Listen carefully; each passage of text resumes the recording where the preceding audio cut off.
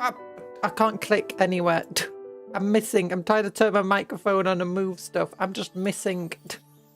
I've had tech issues and maybe just mostly me issues. But hello, everybody. Hi, Clemoniac. Boss hat. Boss hat. Wait, am I like laggy? I feel laggy. I feel laggy. My frame rate seems low. Is it? Yeah. No, it's fine. I've had it goes low again and then it's like fine. It's like, what? I do have a game open in the background, but it was just on the menu. Oh no, it's fine again. What the heckers? Well, hello, Clemoniac. How you doing? And hello, Logian Charge 9200 ibuprofen. You. Ibuprofen. We are ibuprofen. Yeah. Although actually, I don't ibuprofen because it's really bad for stomach conditions and stuff. I've taken it like every so often when I've like had another condition flare up that I really needed for ibuprofen for. Oh. I need to check like my whatevers. What was using up all of my memory there? Why was I lagging? I shouldn't be lagging. My computer's too good for this. Task manager. Show me performance. CPU at 53%, GPU at 26%, nothing's overheating, that's good, good, good. Memory 20 gigabytes out to 31 gigabytes. What's using all that memory? I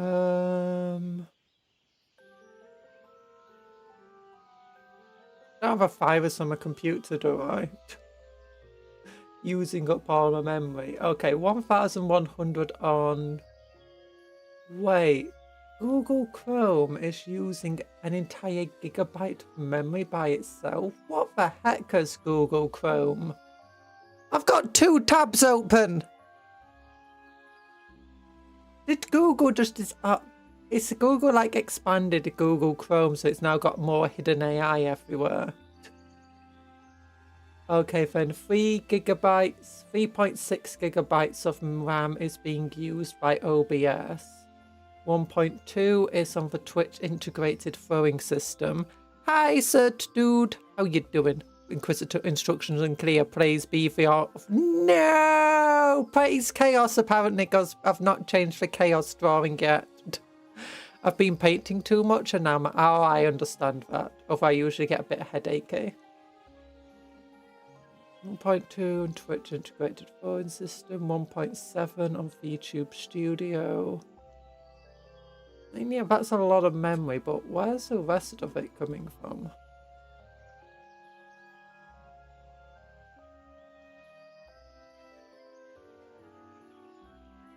Do stream avatars, desktop window manager, search bar. Why does a search bar require 145 megabytes? Microsoft Edge web viewer.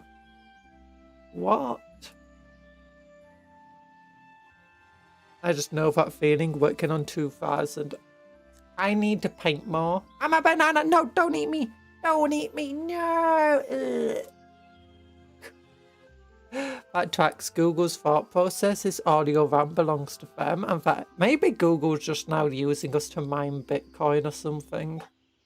Wouldn't be surprising with the way everything's going. Why has Microsoft Edge got 9 tabs open? I don't use Microsoft Edge.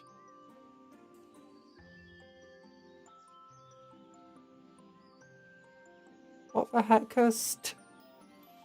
BTS Pog has like 5 different things going on. Just leave it. It's very fragile app. Stream is using a tiny bit. Microsoft, AMD, Bitdefender, Corsair, Surface Host Runtime. Just lots and lots of small little gamey stuff. Not gamey stuff, just apps, Microsoft services. I wonder how much of these services actually need to be running, because my gosh, there's a lot of them. I even have Microsoft Edge permanently turned off, yet somehow it's still managing to use some stuff. Oh, I hate Microsoft. If another cool operating system that's heavily supported comes along, I'm gonna have to take that. That's not Linux, because I do not have the time to be doing half of the stuff Linux needs to do. Did you misclick it? Nah, I've not got Microsoft Edge open. It just seems to be a background thing. Do you know, it's like all of it. It's Microsoft wants you to be using Microsoft Edge, so it's kind of always trying to keep it open in the background. It's like, hey, you're doing like a search for your apps. What about if you use Microsoft Edge? But it's silly. It's silly. But it's fine. Oh. How is everyone doing today? Oh gosh, I forgot to take my medicine. Give me a moment. There we go. And ow. It's fine. I'm still doing okay-ish. Actually, no, I've had a horrible headache all morning. I wanted to get a bunch of work done, but I ended up like getting nothing done. I did do a little bit. I've got like a minute, well, half a minute done on that video I needed to edit. But then I've not been editing for like 2 days, so unfortunately, I'm falling behind on stuff I need to get done. I'm going to keep getting distracted. Often by other stuff I need to get done. So it's like, I do know other stuff where it's like, yeah, that's important. You need to do that. Hi, Tor. Oh my gosh. It's been a while, Tor. How are you doing? I hope you're doing well. Oh. And I see YouTube's chat thing is still broken, so we can't use stream avatars very well. Targeted command and stream avatars looks like it still won't be working. Oh, there we go.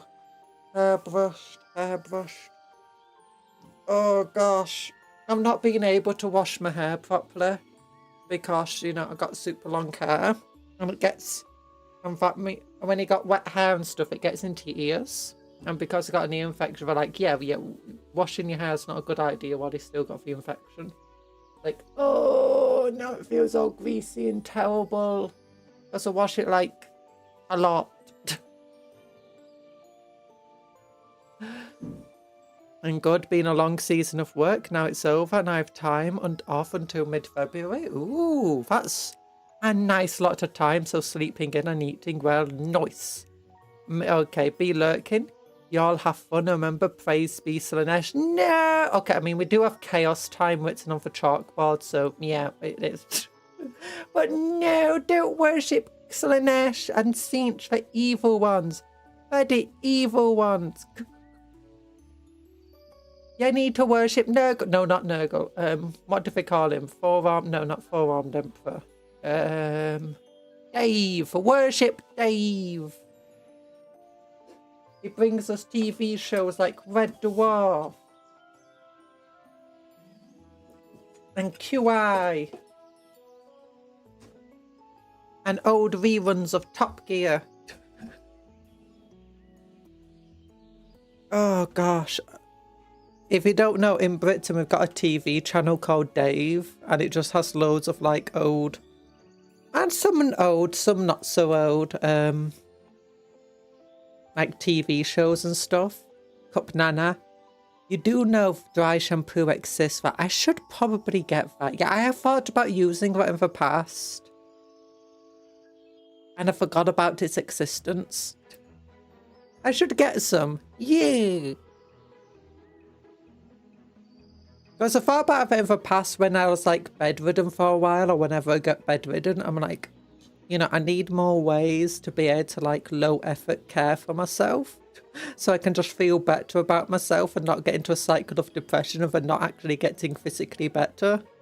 Because my mental health's declined. Yeah, because that's the thing, is when you're physically ill, your mental health significantly affects your physical illness. And then it's like, it creates a vicious cycle of you're not feeling well. Your mental health starts declining. And because your mental health's declining, your physical health declines even further. And it's just, you're not getting better. I mean, in all honesty, the Chaos Space Marine list I keep wanting to build goes with the phrase, oh, Dominus Nox. Oh, that's, What's it called? Alpha Legion. Alpha Legion. Mine's Night Lords. Although I wanted like all to build parts of like every single legion. Like I wanted some Cintian stuff in, I wanted some Slaneshi stuff, and I wanted some Nurgle stuff, and I wanted some Night Lord stuff. And in the end, I'm just like, you know what? It's got to be a Night Lord warband that like kind of fell to chaos, and within the warband there's just like multiple different groups that are praising each of the different gods, except for this one group that maintains most of the machinery that's like, oh my gosh, these guys are idiots. But for my idiots. Baby wipes and dry shampoo for combating those stinky knee tendencies. Yeah, I got baby wipes. I got baby wipes. They're very useful.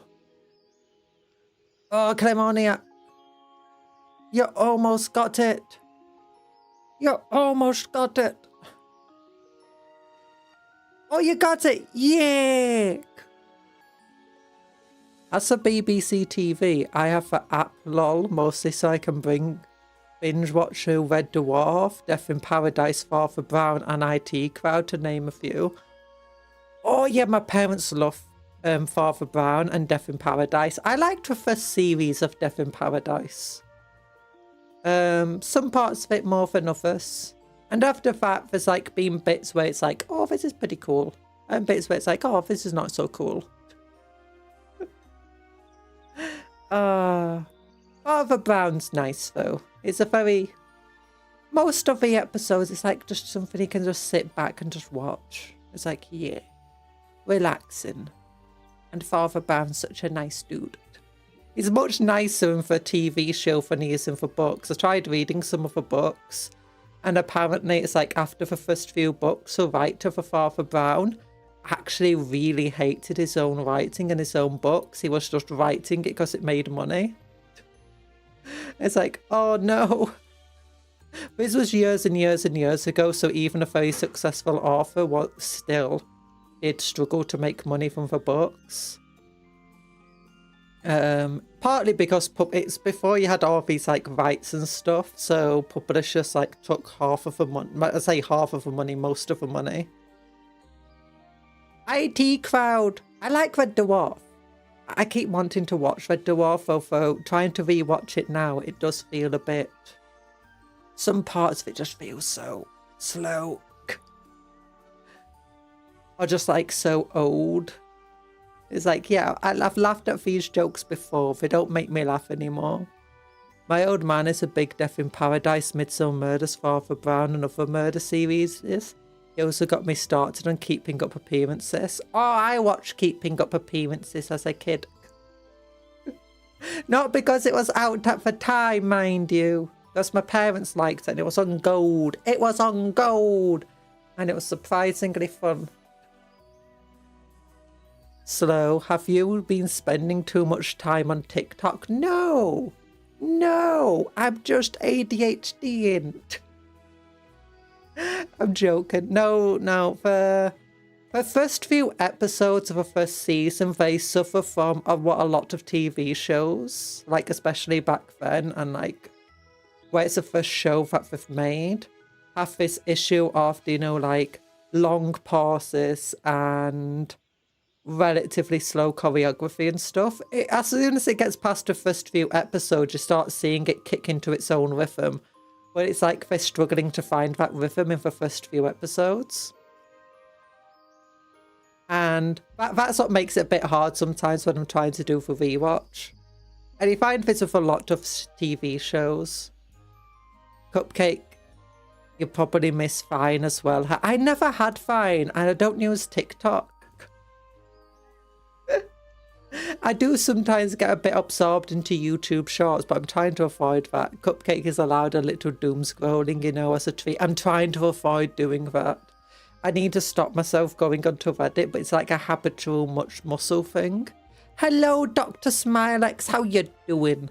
Reddit, though, is the one that really hits me. Like, YouTube doom scrolling's not too bad, because most of the time, all I'm getting is, like, these cool Lego builders and, you know, people who, like, this is how sword fights work.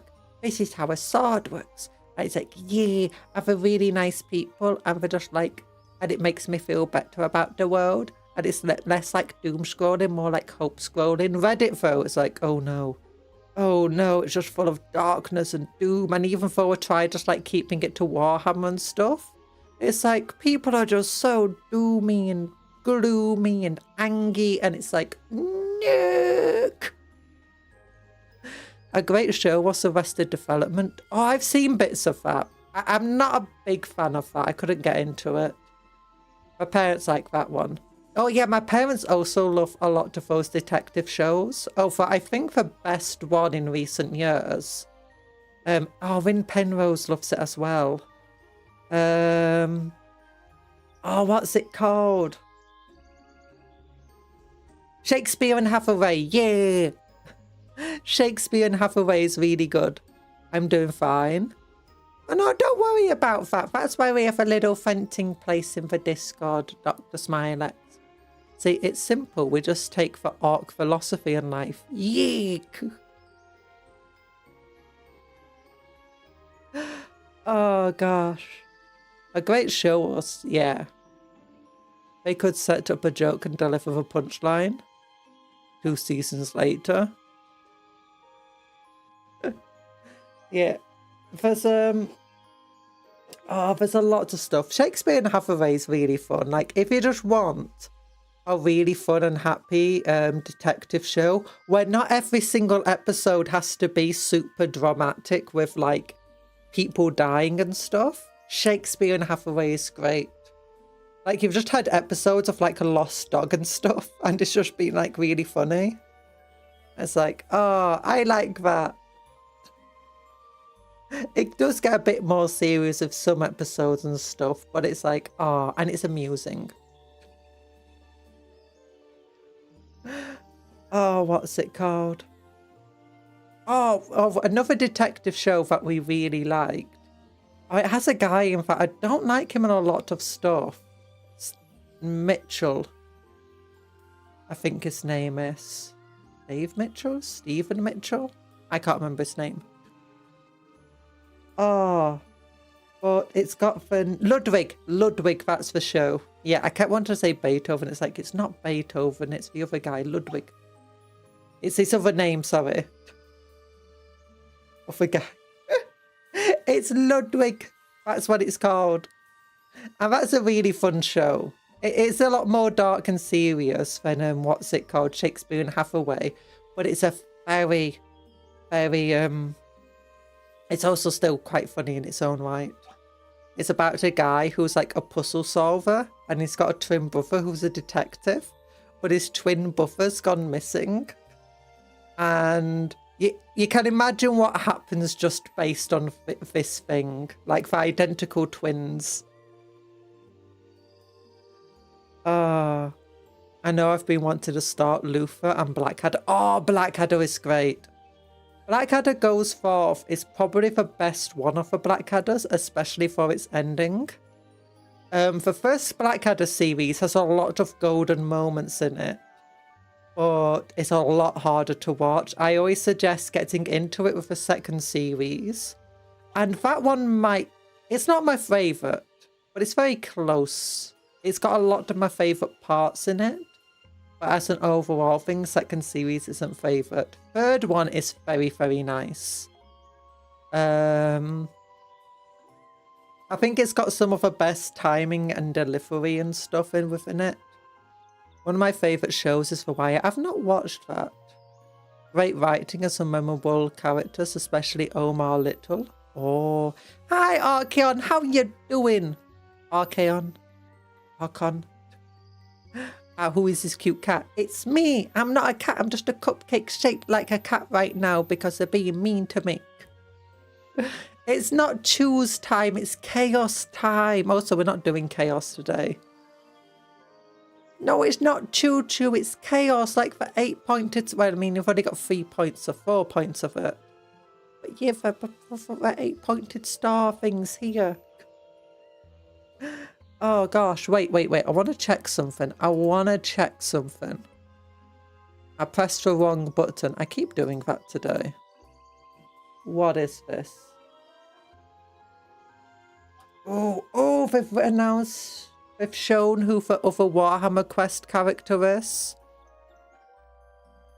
If we do this, don't Warhammer Quest characters. Oh, look at this. The Renegade Saint. That's cool. Warhammer Quest is like a board game and there's like 4 different minis in it. And they've been showing like each of the characters, like this dude. And this dude is a grizzled dwarf. We Own This City is another show set in Baltimore, but this one is based on a true story. Ooh.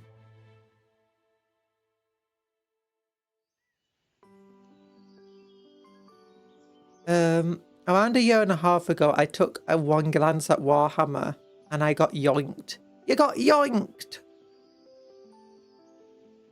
You got stolen by Warhammer!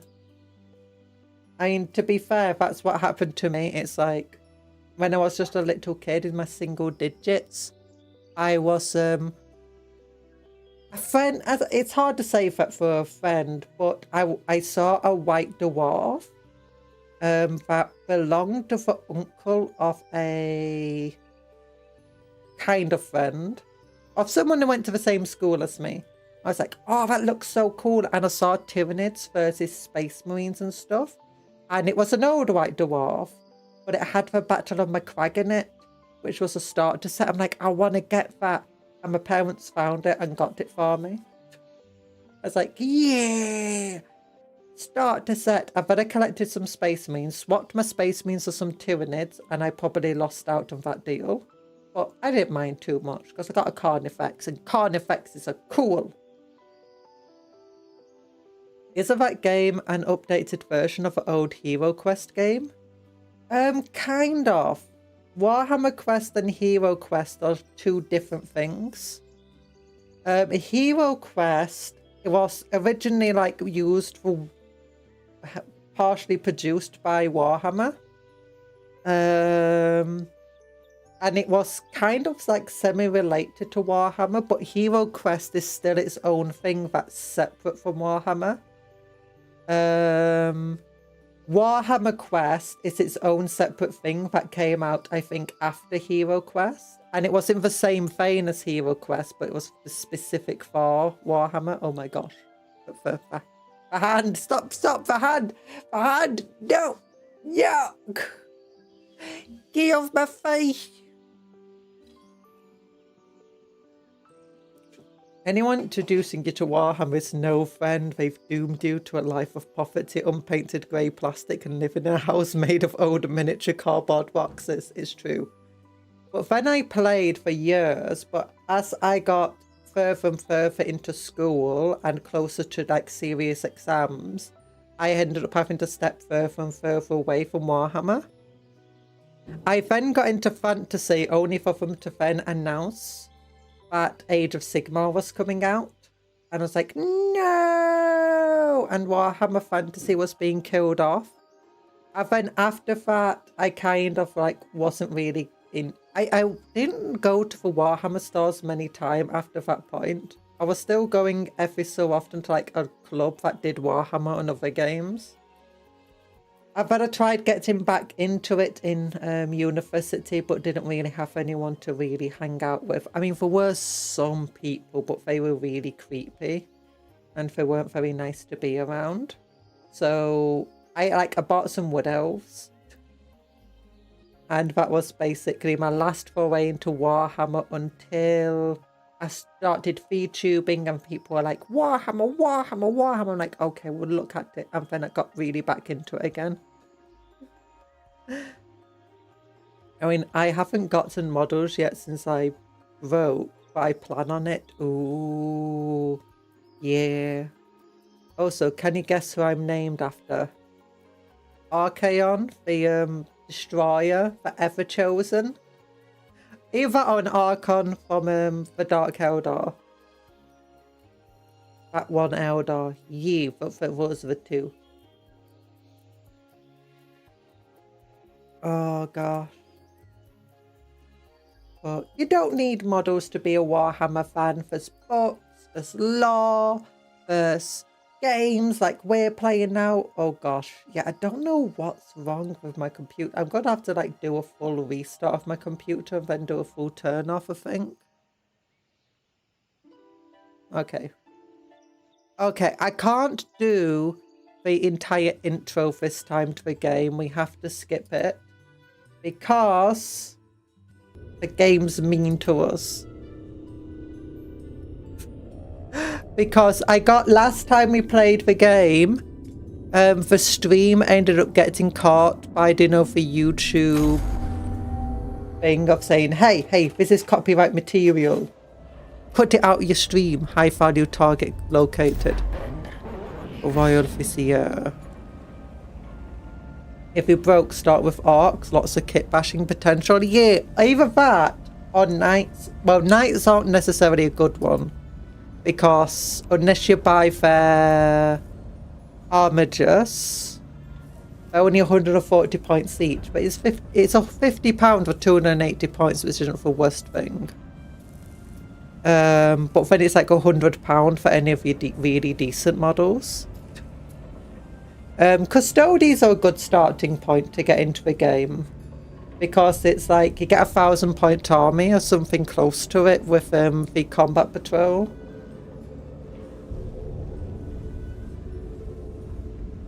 So yeah. There are some that are also cheaper, like at the moment. What are the cheaper ones to get into? Orcs are relatively cheap at the moment because a lot of the models are currently on eBay. It depends where you live. Because of the Combat Patrol magazine. Anything in the Combat Patrol magazine, not all of them, the models end up on eBay. When I first understood the weakness of the flesh, it disgusted me. Yeah! Forever Chosen, or some people say the Never Chosen. Yeah, he used to be like the Never Chosen until the end times came along. Custodians and Grey Knights are also a good option due to high points cost. Yeah. Although both do have kind of... I'm not a big fan of the Custodian models. They look kind of just weird to me. It might be for paint schemes. And the Grey Knights, I think the Terminators still hold up today, but for other Grey Knight models, they do need a refresh. It might be best waiting for the refresh to come along. Space Marines you could easily play using things like Hellblasters. Hellblasters are really good. Like you get a squad of 10 and it's quite a lot of points. I won the Jump Patch game! Yay! Okay, but what we want is a Kastelan robot, and I've heard you only get it as rewards for hard missions. So we have to basically keep doing just hard missions in hopes that it gives us new hard missions.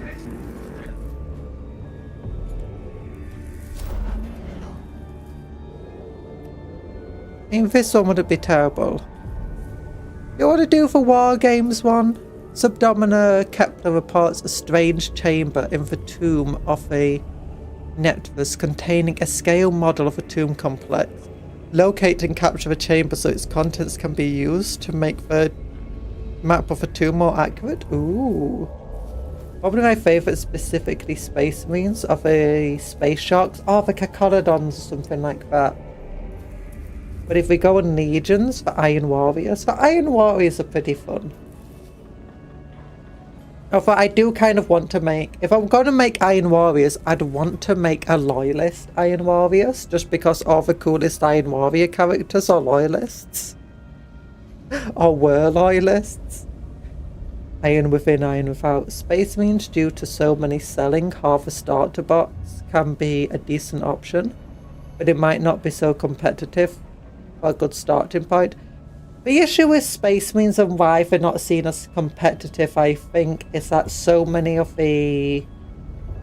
It's one, they've got so many data sheets, and as a result, it's... You got a lot more options, and with a lot more options comes a lot more options to be wrong, in terms of trying to, like, get the most meta lists. But also, I think it's just that you have so many people who are new to the game, playing as Space Marines, And while they are beginner friendly, giving you a decent chance, they are also, it means that when you do see a lot of these things,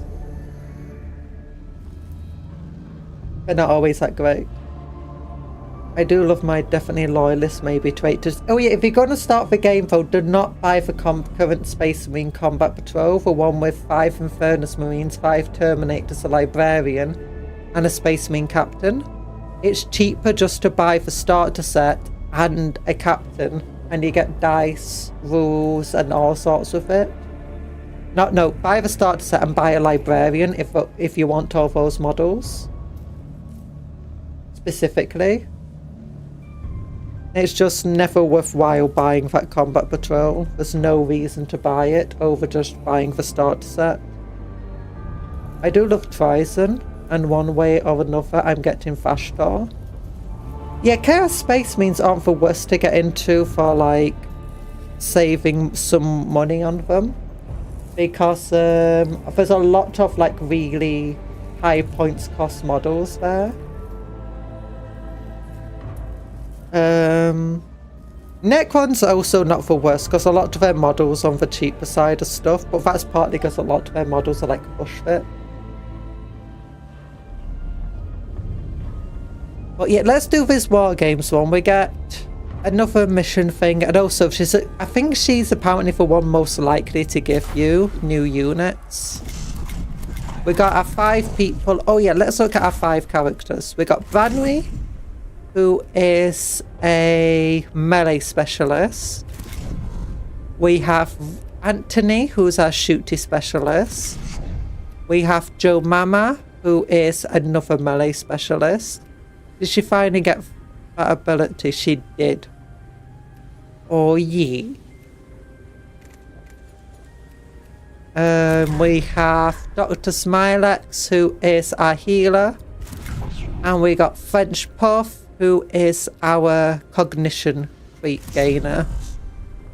Yeah.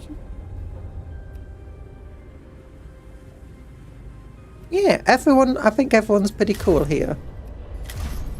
Don't think we need to get... Oh yeah, and we got these big old things now. The Cataphon, we unlocked them last time. Now up to 68%. 1 more percent of it, it's a nice percent in terms of awakening. I've also already got the main guy that we need to kill here. Let's look. Let's get another Cataphon feature. I like the Vanguard. Let's deploy.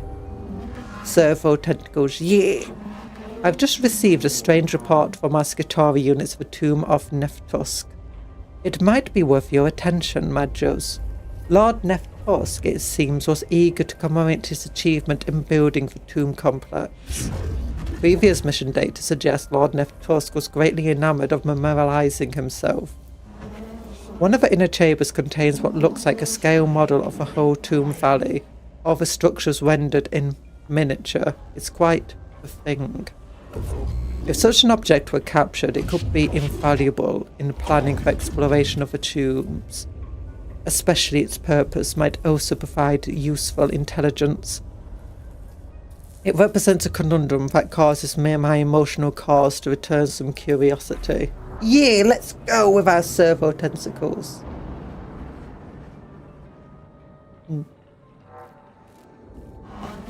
I wonder if the Necrons had any use of this model beyond simply reminding themselves of Nephtusk's genius.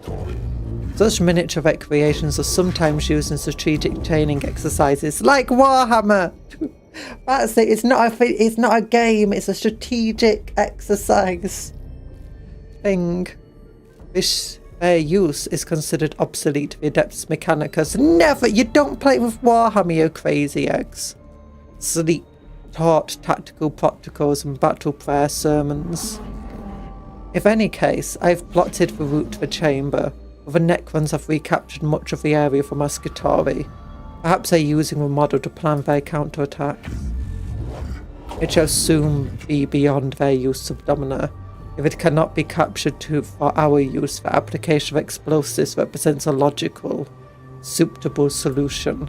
Yeah! Explosives solve every problem. Okay, so we go here, we go here, we go here, we go there, we go there. That seems fair enough.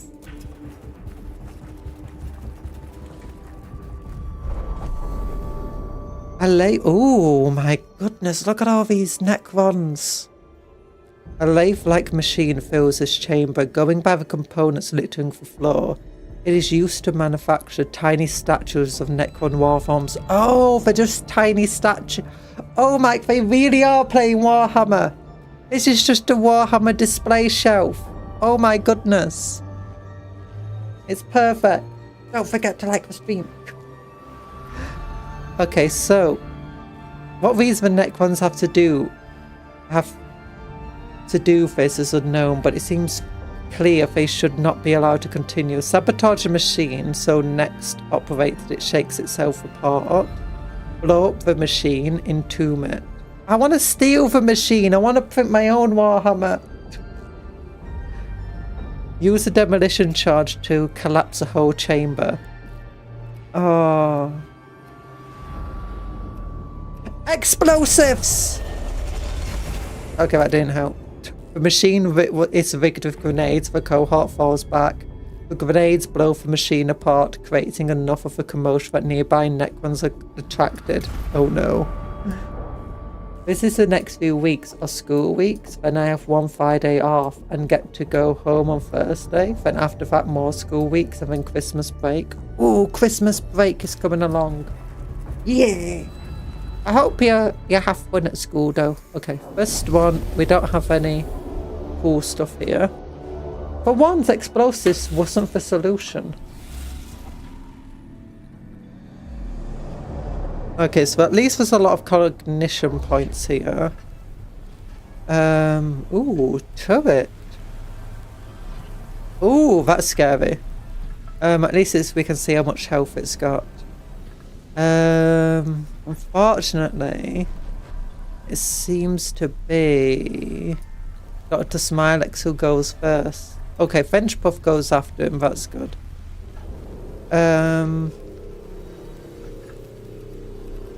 French Puff is the one that gives us all of our cognition stuff. So put French Puff up forward. Rusty Anthony, I think, back here. Ranwy can go up the side that way. Joe Mama can go up the side this way. Dr. Smilex looks like he might have to sit back with Anthony.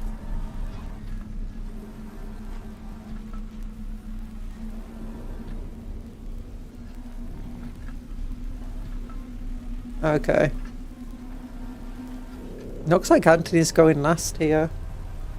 Speaking of lathes, I might spend next year's wages to build myself a metal working workshop. I want to build my own suspension components on my bikes. Ooh. Be very careful with that though.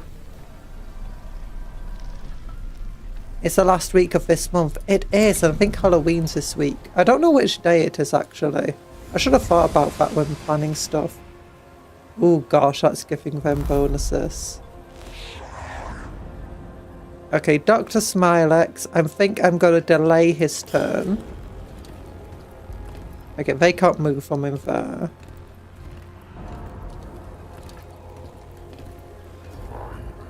Okay, from French Puff gives us 1 cognition. Then we can use this to gain 3 more cognition.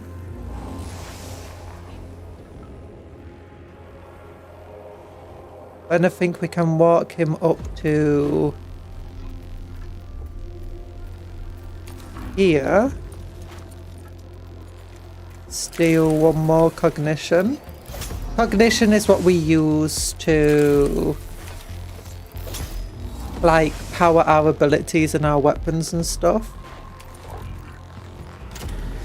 And then we can steal 1 from that. Yeah, okay, see, it's this thing down here. And that was a very, very good turn for getting cognition. Oh yeah, all of our characters except Anthony here if it's invisible. If we've got this purple on them, it means like invisible to the enemy.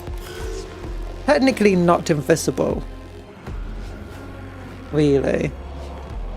Okay, I could move you to here to destroy that turret. You would do 8 to 10 damage to it.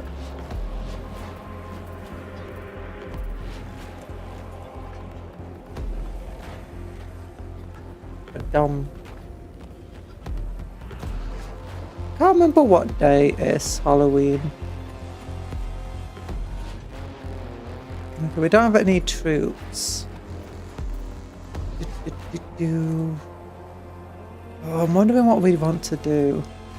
That next one in what to move and that one. We could move all the way up here, but then for turret, that's its stuff to do. That guy's already made his move.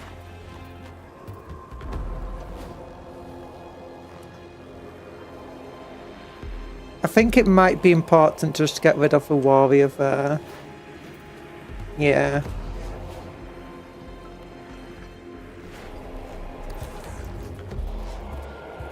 Oh, he's only got 6 health. Instant kill.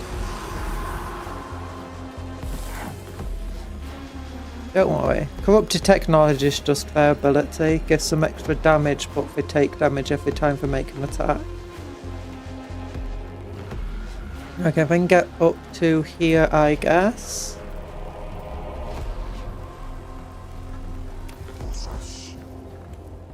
Let's not waste cognition on stuff.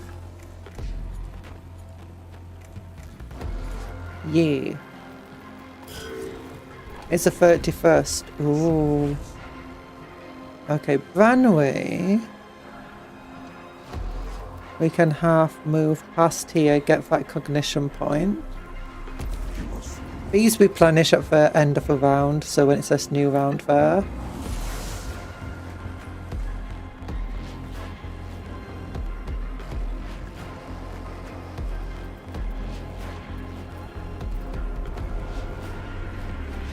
Yeah, could spend a cognition point to get to here.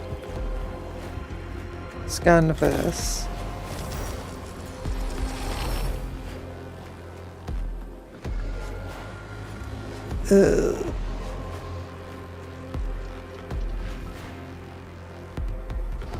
And spend a point.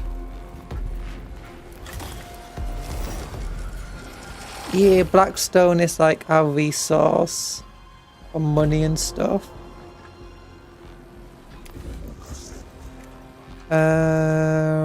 Then use this. Okay, it's got 19 health. So we're going to definitely need this. This is going to be a crit. 7 to 9 damage, 8 to 10.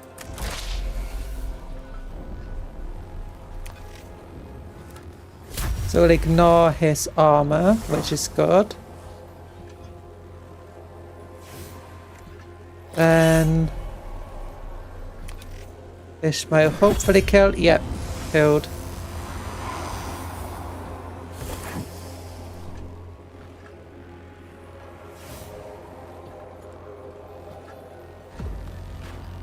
And use this to steal that. That immortal's the one down there. Okay.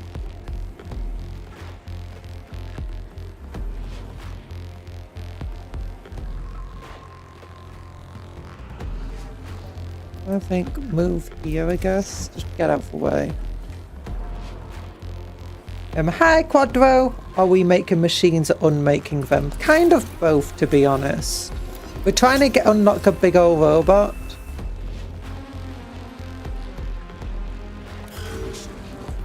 Okay. Then Anthony comes along with his super duper powerful attacks. Okay, let's just test. Yes, this will work. It will hit both the that and the turret. So let's go with use this for reducing the damage, increasing the damage. Use this. Then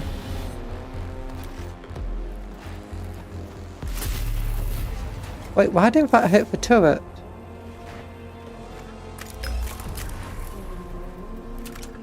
Oh, that's strange. Okay, he's got a lot of health, my goodness.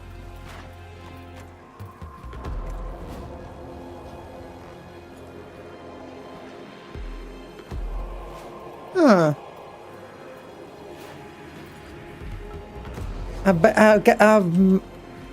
It probably has like just a tiny area in the middle like some of these other models. I just didn't go over it, I wasn't protecting properly. Whatever, we don't really have anything here to change things up. So we'll just move here. And then use the refractor field to not take damage. Yeah. And Dr. Smilex is here. Dr. Smilex can finish off that guy. Don't think we have to worry about it. Use this ability to reduce our cost of our weapon attack by 2. And it's guaranteed to crit. So it will instantly kill it off. Yep. You have to go now. Bye bye, Dr. Smilex. It was nice to have you here. Hope you have a good rest of your day. Okay, and then like move to here. Shoot that thing. No, it's out of range. Whatever. End turn. Oh, is the shield not going down? Huh.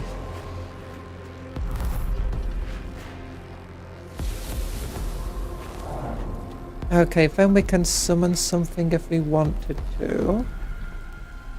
I'm just going to summon a Skitarii Vanguard to take out that turret.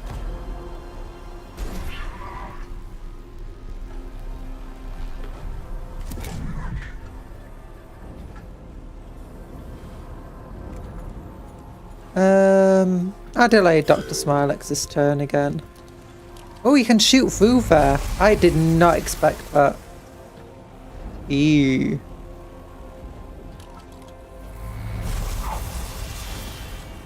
Okay, it wasn't a huge amount of damage, thankfully.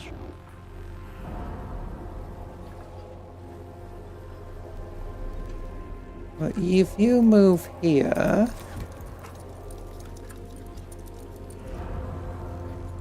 you can use this to then go and hit. Okay, that's definitely showing it's hitting both.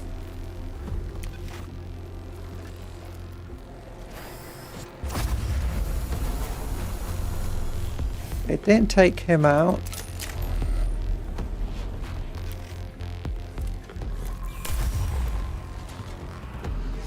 Move yourself over to here to get that cognition. Actually, I shouldn't have done that because I wanted to do this.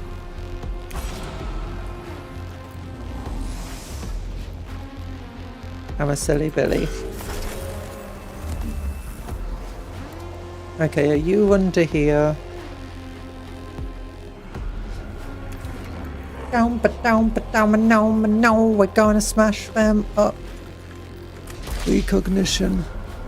Wait, why can't you hit? Oh, no, there we go.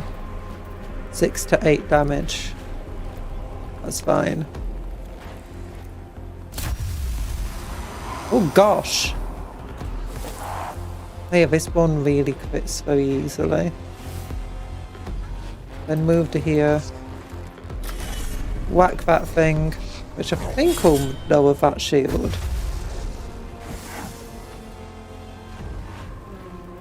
Okay, it didn't, never mind.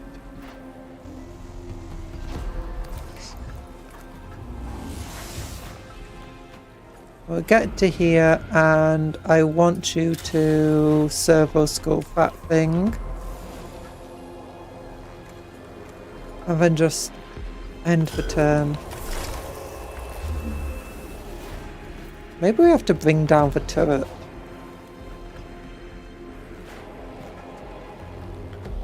Wait, both of them are in range for me to hit them.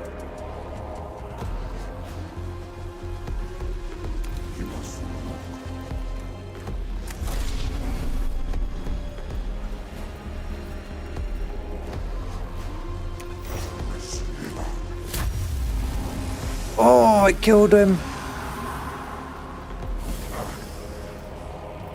Oh yeah, the entire thing off having taken a whole load of damage. We'll get to here.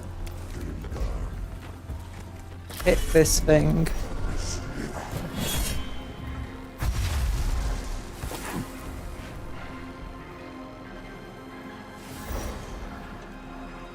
And then get to here so he can't shoot you as easily.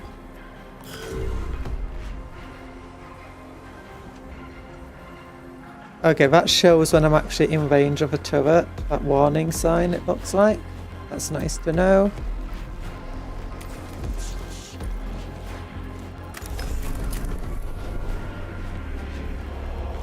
Shoot that for 6 to 7 damage.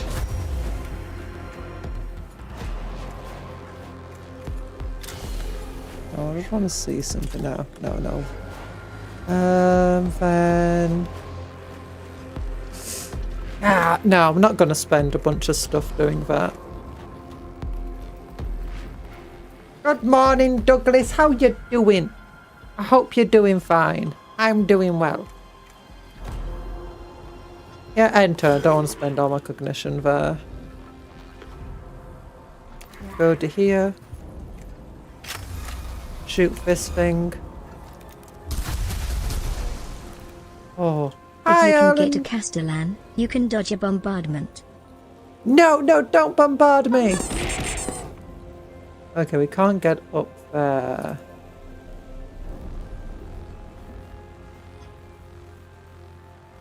Oh wait, if I use this.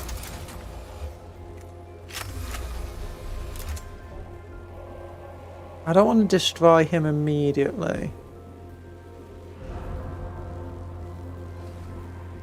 I want to get rid of this thing.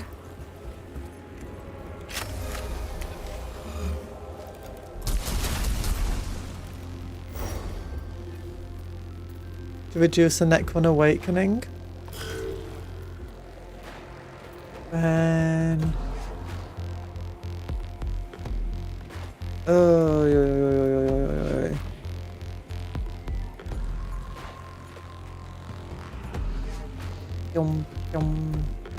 Plus 2 damage to our tech beasts.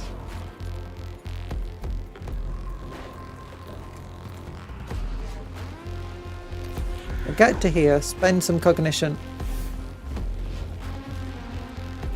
Then get to here and heal up Vanway.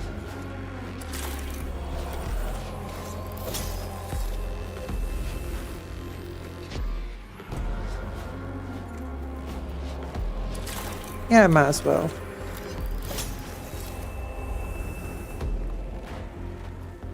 Then end turn. Okay, that's dropped now. Nice. We immediately get a bunch of cognition from these guys doing that. And it's Doctor... No, let's not do that. It's Dr. Smilex's turn, and I think... sorry. I think Dr. Smilex might be able to deal with this thing. Steal just like some cognition from here.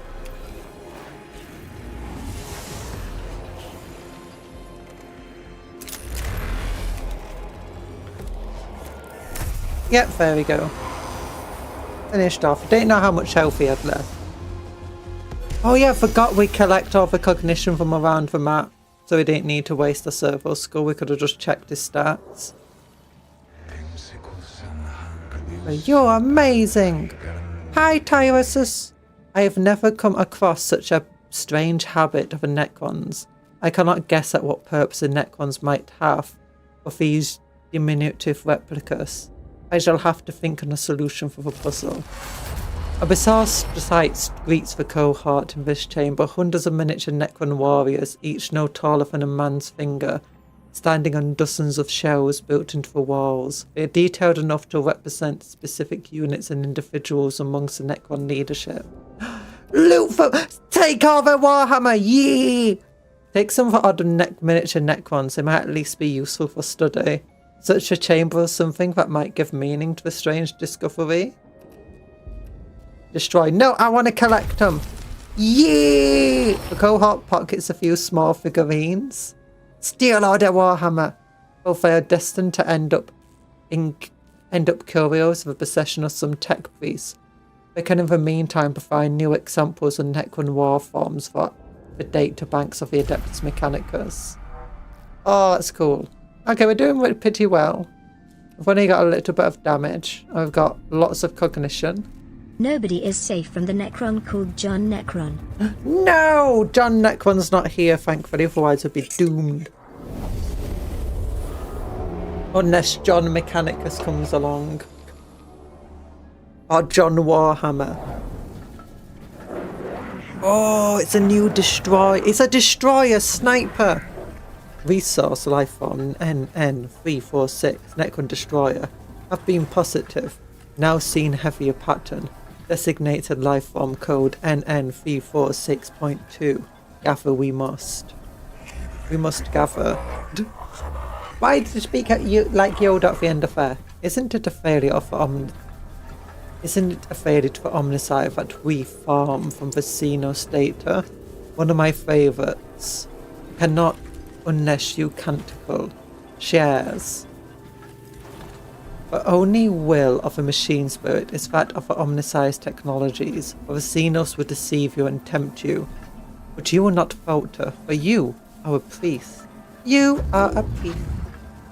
I have not heard this verse, Vedex. I will request a date to merge on this log once the commission is complete.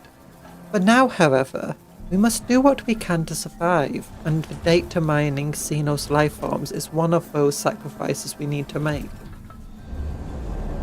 So is that a locust? Looks like it. Oh. Okay, so we got mortal, immortal, another turret. Ooh. Some sort of wall, a cryptek, another sort of barrier wall thing, I don't know. Another turret, ooh. And a Necron heavy destroyer. Okay, let's put Anthony at the back since he's the only one who's actually in danger. Let's have Branry go round one side to take out the turret, and Joe Mama on the other side to take out the turret. We get for both there. Dr. Smile is going to be back here with them. Like Branry, what to do here? Then French Buff can go up to here, I guess. Farm some stuff. Are there any sort of... Yeah, there's a scan or destroy up there. Okay, start battle. This might be a little bit difficult. Oh no, the objective is to scan and destroy that. So I think French Puff will just keep invisible going up to here to do this. Oh, there's two of them, I didn't realise. To do the scanning. Dr. Smilex, let's delay you. French Puff.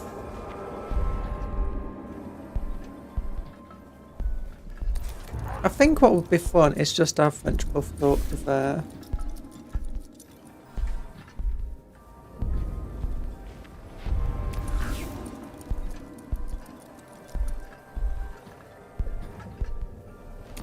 We'll regain some cognition. Do our scan. Doing this extra movement does... Oh gosh, he's in the way. I just get to here.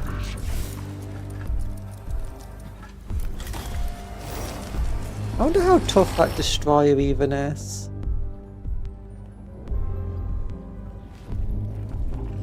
Oh gosh, it just summoned a bunch more enemies.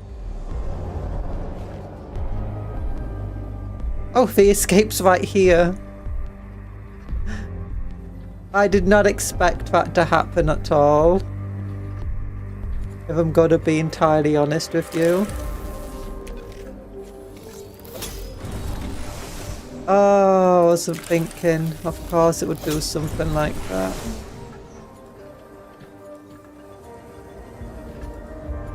Oh gosh. And turn. Oh gosh, he is in range. I didn't expect him to actually be in range there. Oh no, Anthony. He's suffering. Okay, we've got another immortal here who I think we need to focus on getting rid of.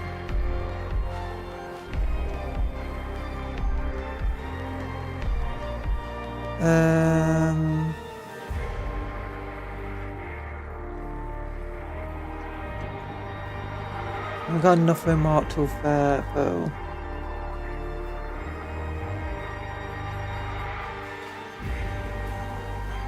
Not a great disposition, but not gathered up.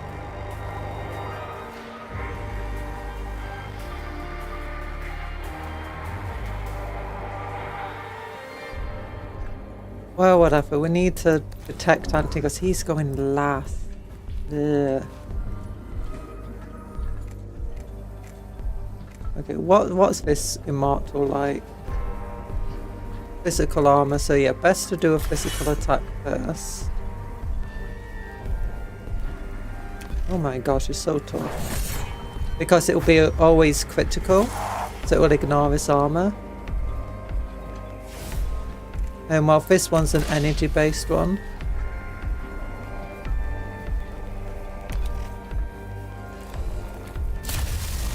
So ignores that armor anyway.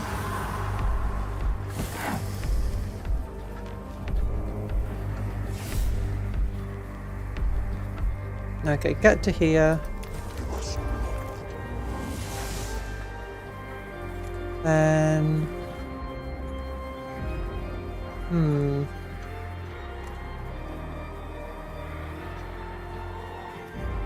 Don't think it's too worthwhile doing anything else. Van Ree can come over here and get rid of that guy.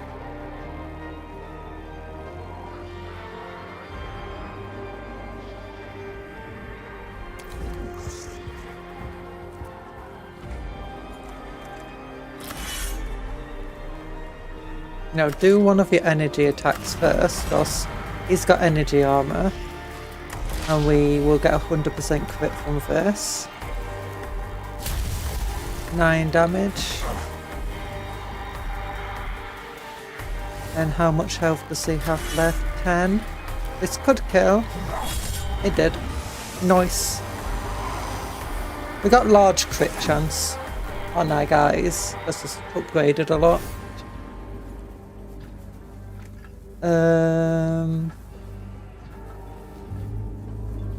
And I think just come back to here.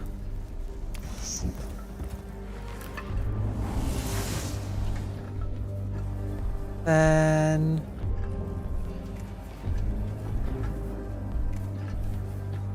and turn Cryptek will. Crypteks themselves aren't the most dangerous. Okay, it's Anthony's turn. He has his own little heal. Not the best. Hi IRS, how you doing? I could move to here.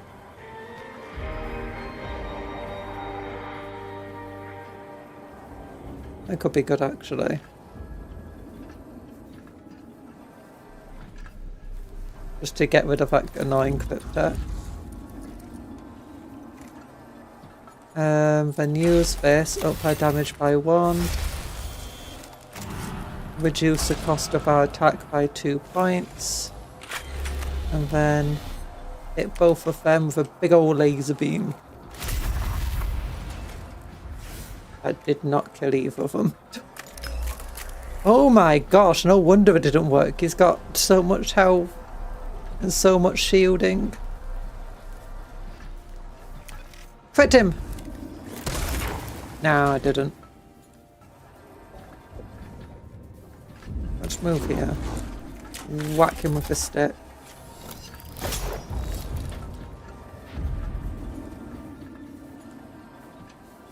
Oh, and just get back to here, I guess. End turn. Oh, he can reach down there. Ow. Hope the heavy destroyer doesn't get rid of them. Although Joe Mama can get back up after being killed off. Okay, that was a lot weaker than I expected from a heavy destroyer. Okay, you focus on healing Anthony. I think that's brought Anthony back to full health. We could get down there to help heal them. 7 health there. 4 to 6 damage and 1 to 2.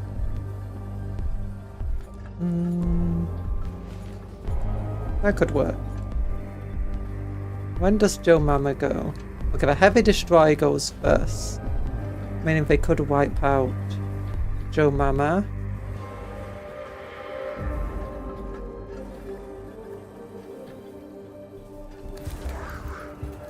Get down to here. Heal Joe Mama for 6 health. Then heal from the 7 to 9 health. Hey, nice, back to full health.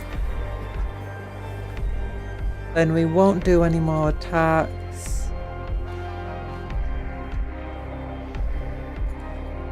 As it would generally be best not to. End turn. We get a whole load of cognition. There. And we can bring down some Skitarii Vanguard.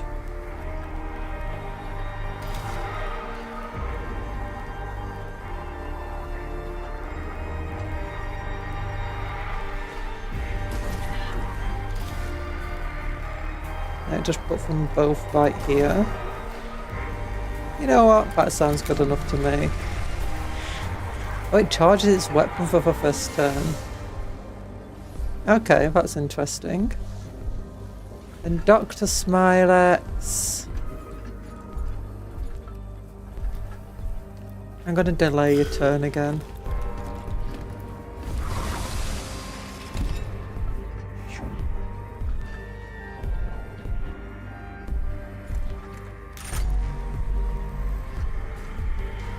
You can't do that.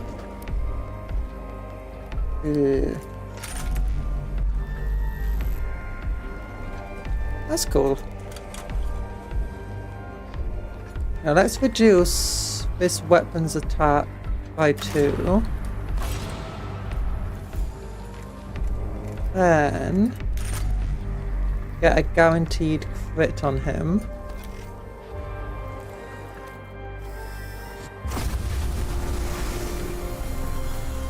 Yee. Oh wait, could have it hit him? And, you know, just do a little bit more damage in. Another critical that didn't seem to do a lot. Move over to here. Get that stuff.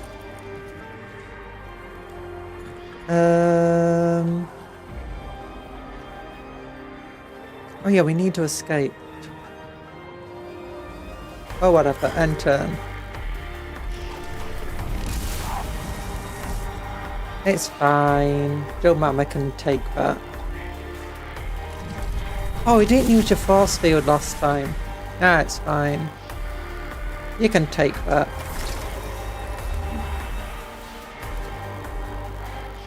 Okay, we got 2 Skitarii there. That's good. Lots of quick attacks, lots of turrets. Okay, get in range of them. What is it like? Okay, it's got energy, so let's do... Oh, maybe not good. I only got a good crit chance. Body damaged. Yeah. Oh my gosh, 14 damage. And just finish him off. Yeah, while they're mammoths damaged, every point of health that they have missing, they get like 5% extra crit chance on top of, I think, a 20% base crit chance that they have due to their items. Do this onto this guy because he goes first.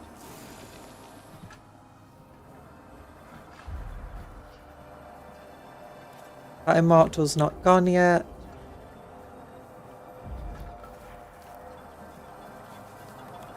But I guess you can move up here. Actually, you know what? Just move up there. Spend a single cognition point.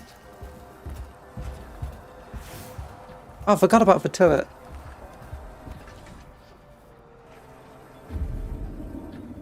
Yeah, I'm currently in range of it. Okay, hit that for like 7 to 9 damage. Then...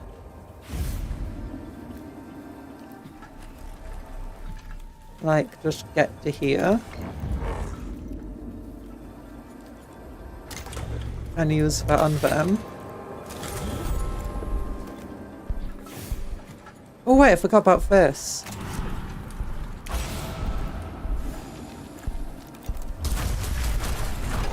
Oh, he's dead. Okay, never mind. That was easier than expected. End turn. If that next one immortal wants to move, it's going to get opportunity attack. You get to here. So you can...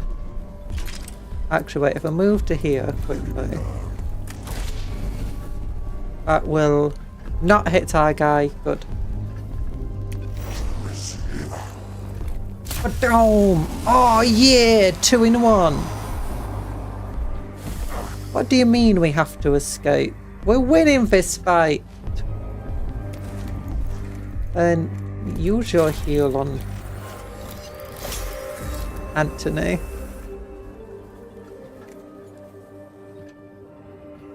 We don't have any cognition points to collect, so that's fine. End turn. Oh, repairing good blooming immortal. That's fine. Okay, you have a physical damage, so it's absorbing a lot. Could blow that thing up.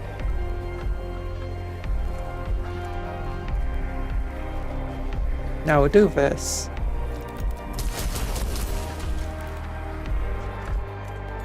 That's a worse one.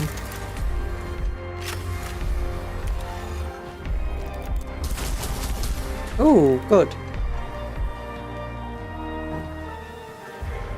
Then, like, get to here. So that guy's gonna get killed next turn because he can't do anything without having to walk away from us, which will get him opportunity attack. We'll delay Anthony's turn. Yep, so you look at this. Gets killed.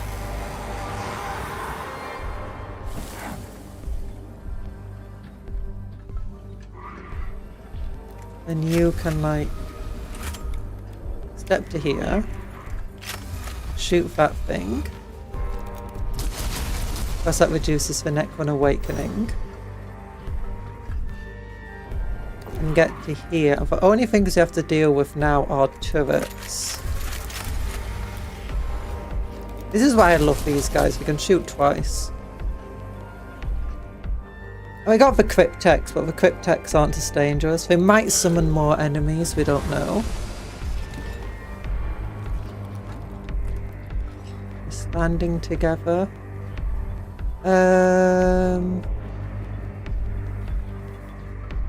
You can step to here. Let's not use our cognition.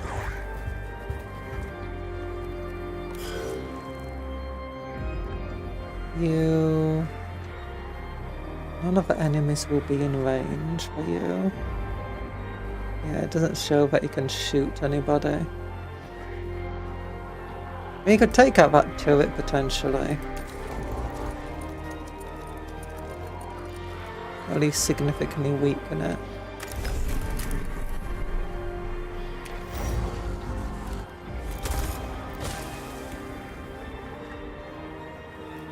Don't want to spend any cognition attacking the turret though, so...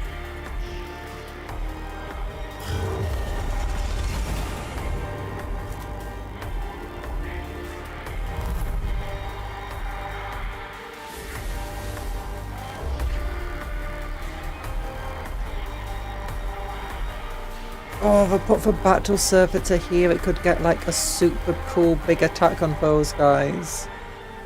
But I'm not just going to spend our cognition. Dr. Smilex does actually have someone to heal up now. So just go down here. Heal them up. Yay! There's a bit of a waste of a heal, to be honest, but it's fine. Get to here.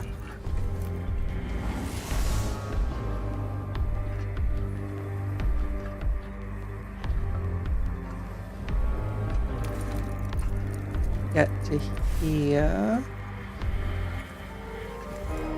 I'm gonna check. Can I get both of them at once? I can, but not at the same time as fixing. Actually, can this thing hit the turret at all? Doesn't look like it can. Weird. Oh yeah, but I can hit both of them at once with this.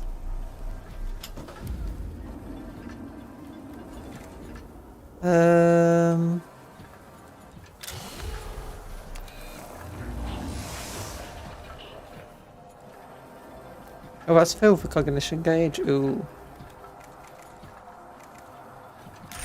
Okay, just hit both of them at once. So hoping you'll be able to hit the turret. Yeah, it doesn't show that we can hit them.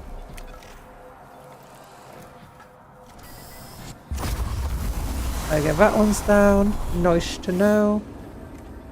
Then shoot that. Probably not finishing it off.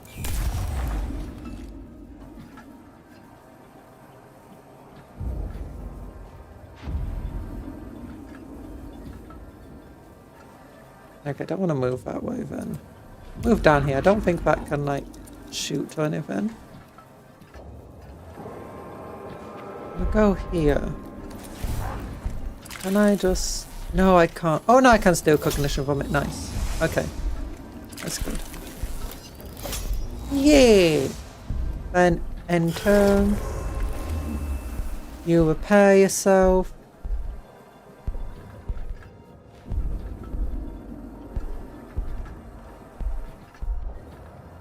We can use this Skitavi to finish off that cryptet.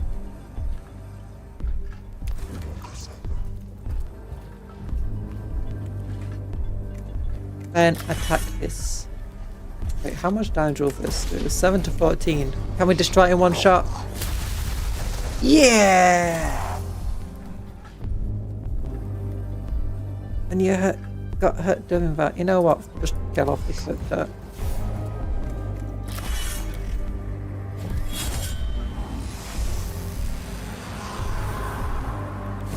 You damage yourself, but then you can fix yourself up, so don't worry about it. Yeah! Wait, what are these things? Can we attack them? And it's red, so you think maybe we could. It doesn't show that we can. Okay, let's get to like here. So now we've just got one turret. And that's all that's left of the enemy. Runway is here, let's just use this again. And move to here. Not that we really need to.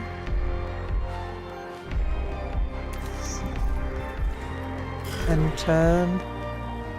You can come down to here. Shoot this thing. Finish it off. And that's all, you know, aggressors dealt with. You just come back. You're fully healed up. Is everyone else fully healed up? Yeah, everyone's fully healed up. We've used none of our canticles. That's good.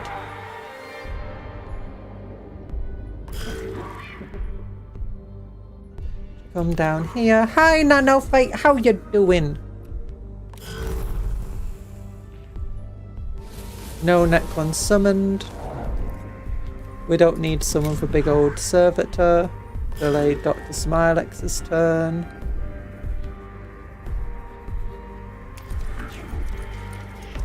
Now we don't have to worry about spending subcognition points to get into the area, because at the end of the turn we'll just get all of these cognition points. And you get into this area. Yeah, because we're going to have 5 at the end. What do you mean escape? We don't need to escape. We just eliminated all the bad guys. I thought we needed more people in over with Lumen's Skitavi. I might be coming down with something, but I'm good other than that. Ooh, I hope you're not coming down with something. It's just a case of a little bit of the sniffles or something. And then you get better. The chamber head contains not the model of a tomb complex, but the cohort seeks, but a large relief map of a section of the ground rendered in great detail. It appears to be covered in depictions of ruins and barricades.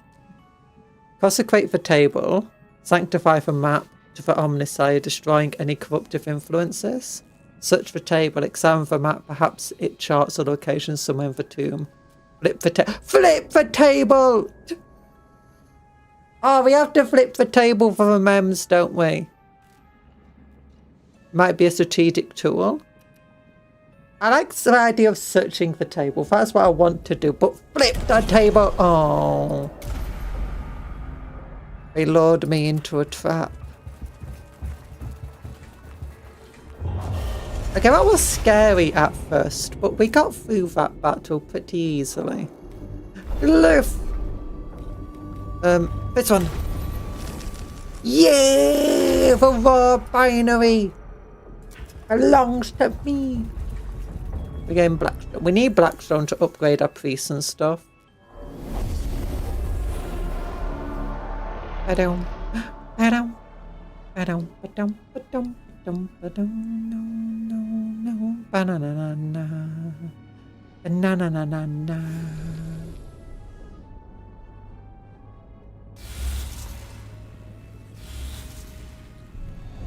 Oh gosh, that's a lot of enemies. That's a warrior, 2 immortals, a cryptek, and a Necron heavy destroyer altogether. Okay, he charges his weapon in the first round. But for all together, so I kind of want to put a Cataphon down, you know? Then we put French Puff at the front. There's a scan thing. It was 20 health, my goodness. Ranry can go... Okay, no, we'll get French Puff. You step back a little bit. Ranry, you also step back, because we need people to be able to move through. Dr. Smile, actually the least important person to move ahead. Then...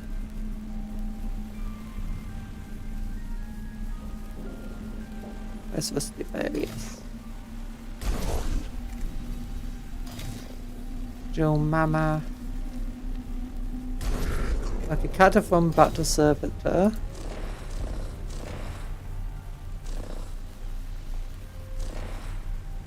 Oh no, I just want to move it back 2 spaces.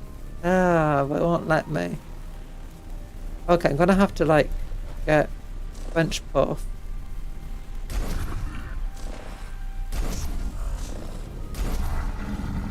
Then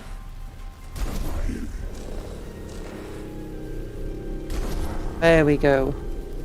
Now I can put Vanwy. Where do we want Vanwy? Vanwy can go here. Dr. Smilex is the least important, can go there. French Puff can go here.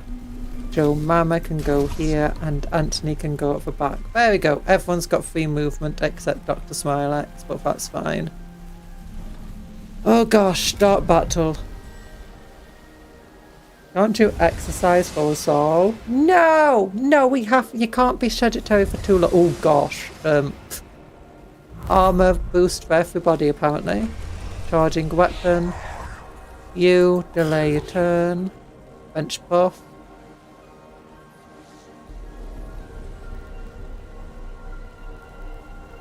Cognition. I hope the next one warrior doesn't move like out the way of everything. Then use this to steal that cognition.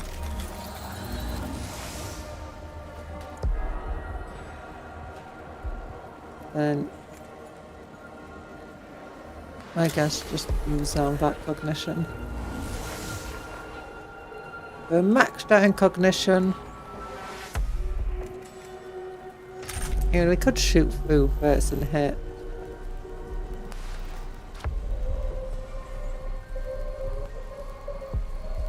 Three of them. Not that it would do a hell of a lot of damage if I'm entirely honest. Oh, the Cryptek's moving out the way. Oh, it's got the range. No! Okay, Joe Mama. Oh, this is actually hilarious. Joe Mama, you can go here. Do this just to like boost them. Oh, wait a minute, Joe Mama, just take a step back so you don't get hit. I just realised what you can do. Do this on them. Then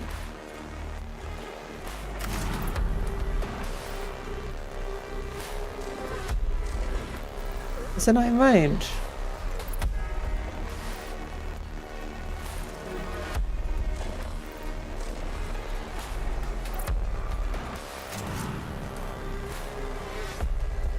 Why can't I see that guy?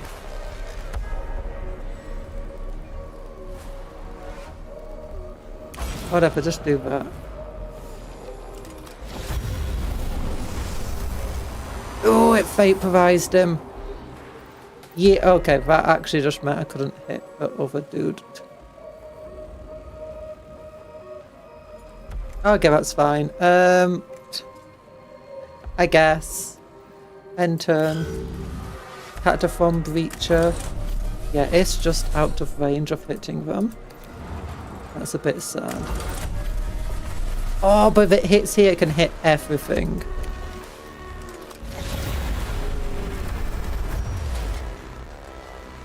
Okay, then the next one Immortal get. Oh, I should have healed the Cataphon.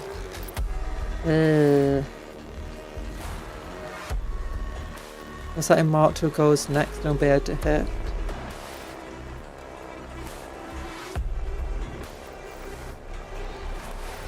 Your Mama at least has healing capabilities. Oh, I should have done +8 damage on the next attack. Tough word of the day. Bonk. Oh no. Oh, that's a lot of bad stuff. Oh wait, Banwy gets to go. Forgot about that.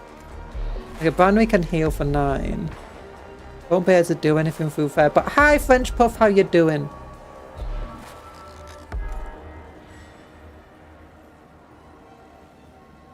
We go here. Heal the Cataphon Breacher for 9. There you go. So that will hopefully allow it to survive. Then get up here. And I guess just end the turn. There's not much you can do. Oh yeah, just about saved it. Okay, everything's like in range for you.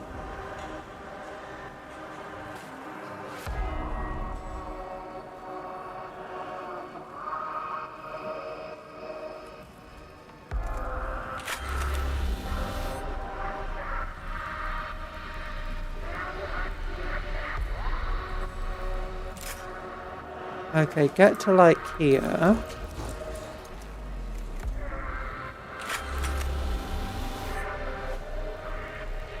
Okay, you can hit 3 of them, that's good. We'll do this. Do this.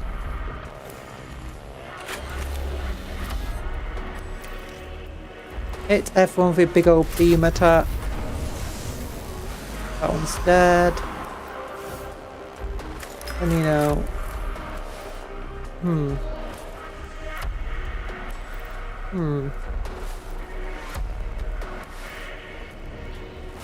What do we want to kill? I think this will kill it off. Yeah! Oh, it's not dead yet. Okay, we can then finish it off with this.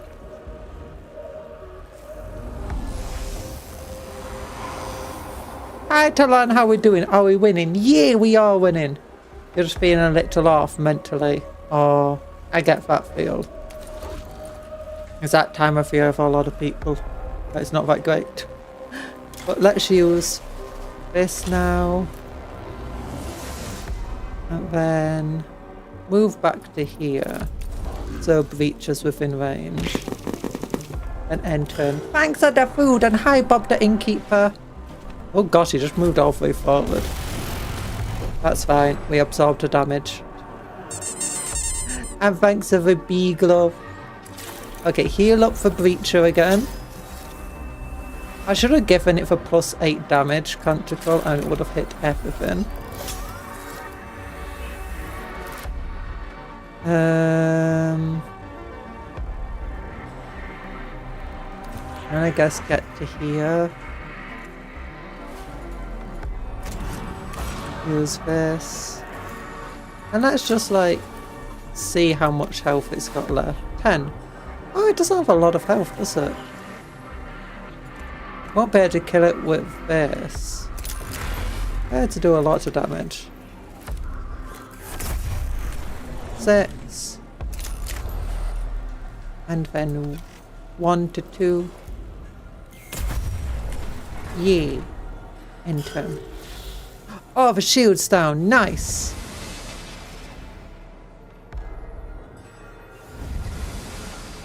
Oh gosh, it gets in a lot of armor and protection.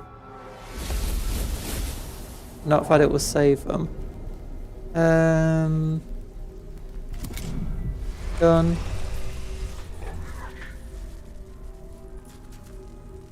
No, delay your turn. And French Puff can just go all the way up to here.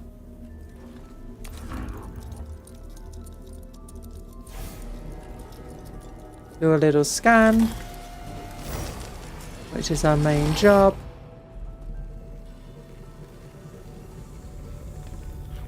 A quick tech and an immortal just walked out. Tech beast must escape. Where's the escape thing? It's back here. Yeah, just go here. Steal some more cognition points.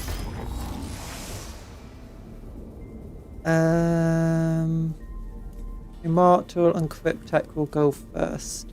This will actually prevent the immortal from moving anywhere, which is kind of hilarious. BGM on BTW. Oh, is it? Thank you. Someone asked, what if Galacticus entered 40k universe? And I don't think a guy who just eats planets is that big.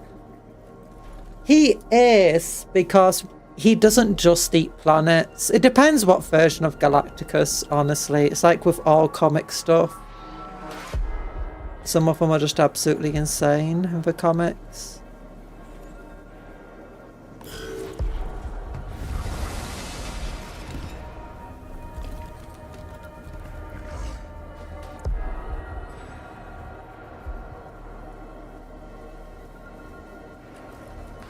Okay, so this is Joe Mama now. Could go over here. How much does that even have left? Health? 16. with 4 shields. Yikes. Oh, why did the cryptek have to get in the way of it? I want to destroy it. Oh, whatever, just...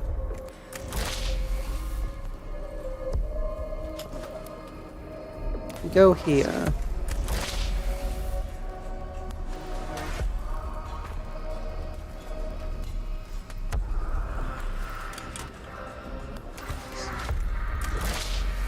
Okay, that's fine. You know what? Let's do... Next attack will deal 8 damage.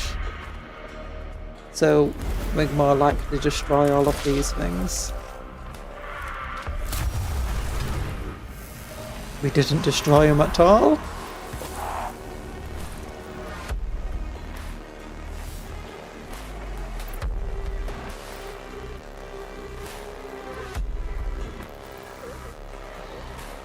Okay, just get to here then.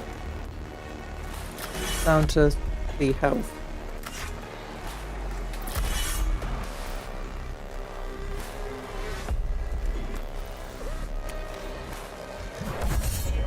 It's dead.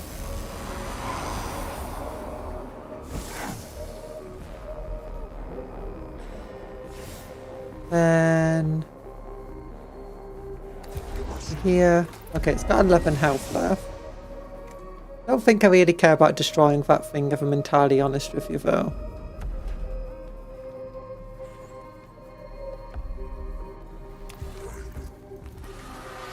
And turn. Oh, Kastelan can't really move. Oh, there's an immortal there, I never noticed that.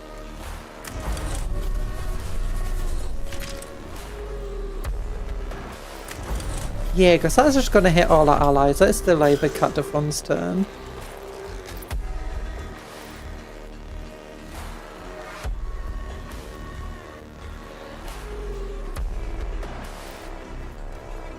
You know what, Vanry, you get up here. Compared to a race who are so lame, Fantastic Four. Look, I've not seen Fantastic Four yet. Look good, but that was all. That is not a threat in any universe. His main antagonist of Fantastic Four. Like, come on. I mean, Fantastic Four characters, if you read the comics, have some insane feats that they've done. Again, it's just comics. If you read enough comics of any character, they're just going to become insane.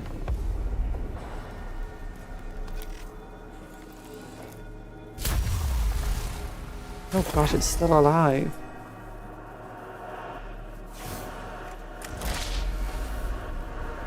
If it crits, it's probably going to be a kill. Yeah.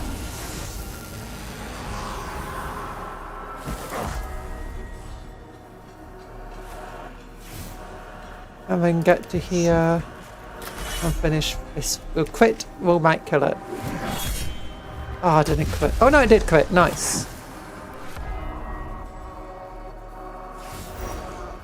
Yeah, lowered the awakening. I just like lowering the awakening. Okay, then get down here. I bet Kite Man was universal level threat once. Universal level threat once. Yeah, probably. I never seen Kite Man in Harley Quinn. He's pretty cool. Compared to a race whose least powerful weapon was a computer screen that could snuff out the star with a torch. Least, it's not a weapon, but it is extremely powerful. It's not a computer screen that snuffs us out the star without the torch, if it's referring to the oratory of the Necrons. That is a thing that can destroy planets and stuff with just a torch, and it's like this big scale model virtual thing of a universe. But it's a tool basically designed to monitor the universe and, well, the galaxy. And if used, the way it works could accidentally break the entire galaxy and destroy it. So that's why it's never used. It's not a weapon. It's like, say, it's Imagine if we created a power source today, or like some sort of fusion reactor. Really, really powerful, could power the entire planet. But if something went wrong with its functioning and someone messed with it, it could blow up and destroy the entire planet.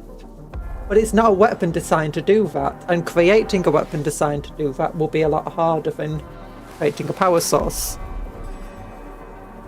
Can you imagine a Skaven with that? I'm gonna press it 13 times. I know for a fact Dog Welder was like universal. Yeah, I hate Dog Welder though. He's the worst. He's the worst.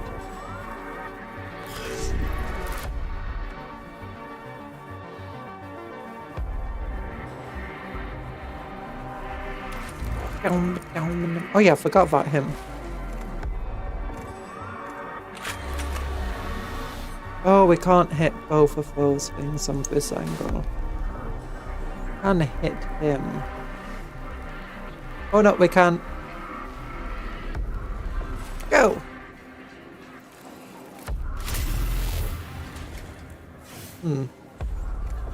Not very good.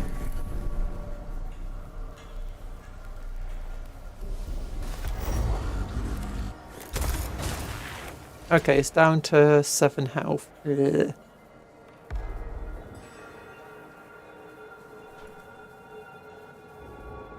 And we're out of completely down here of cognition. You know what? We can do more canticles. Cognition! End turn. Bob's... not Bob. He's getting shot. Oh gosh, that's a lot of damage.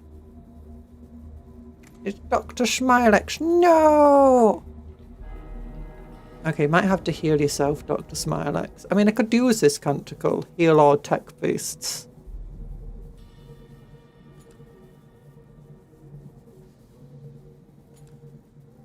Probably best to do that afterwards.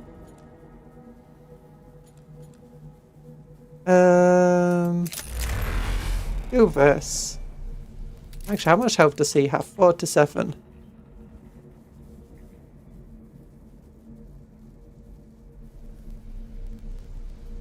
Yeah, get to here. 46 damage. Bonk. And then this can just finish it off. Bye-bye, Mr. Pesky Immortal. Then that other Immortal goes last. So... restore all HP on tech beasts. Yeah!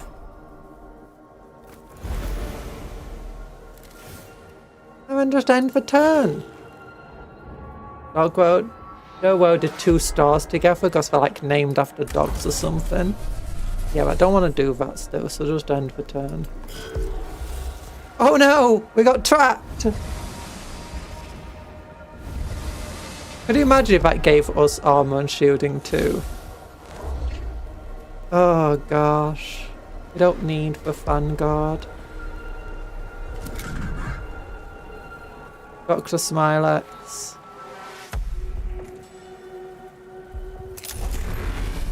I'll just finish that thing off.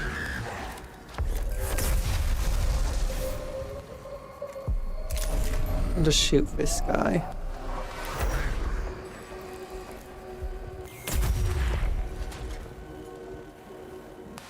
Oh no, give him physical armor.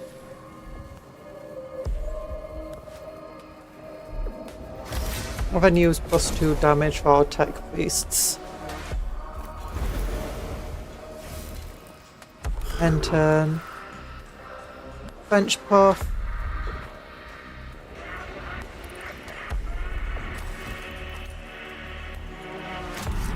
Not that one. Do this.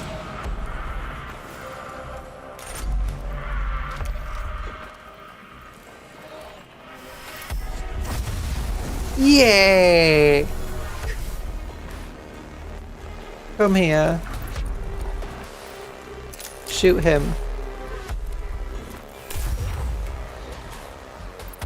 Oh gosh, then just like...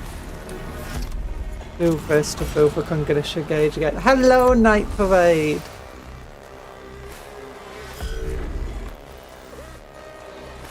Isn't Dog Welder like a character that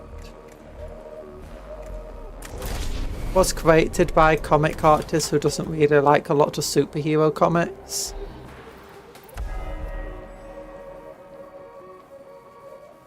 No, end turn. I don't want to do that still. Ranry can't reach from either.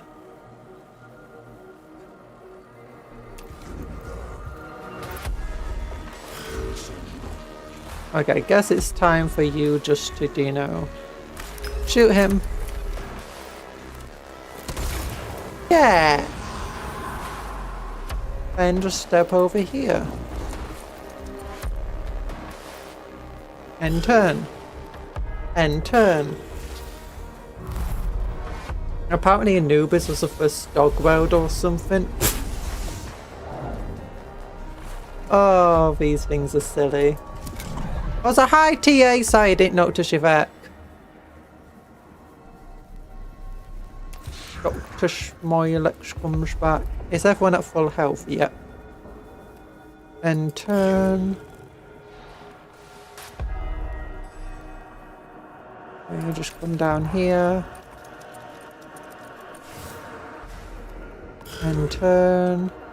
You just come down here. And turn. Oh, wait. And turn. I like how we do these escape missions and we just destroy all the enemies, so it's not really much of a, hey, we need to escape. We destroyed all the enemies, it's fine. Dog welders are passed down, their powers are generations and are connected to a dog welder first. Oh gosh. I really don't like Dog Welder. Yeah, the original part of a superhero group called Section 8, another member was called the Fenestrator. He used to carry a window around to throw people through it. An ancient Dog Welder created Anubis. Oh. Yeah. Okay, the cohort locates the chamber of the scale model of the tomb complex. Oh yeah, we've been collecting Warhammer models that the Necrons have been keeping. It's too large and elaborate to be transported out the tomb, so they take a full picked record of its every detail. Neftusk's reasons for its building remains obscure, but the Abductors Mechanicus now possess a valuable guide to the full extent of the tomb's on silver tembeles. Oh no, you're gonna break up his Warhammer gaming board! No!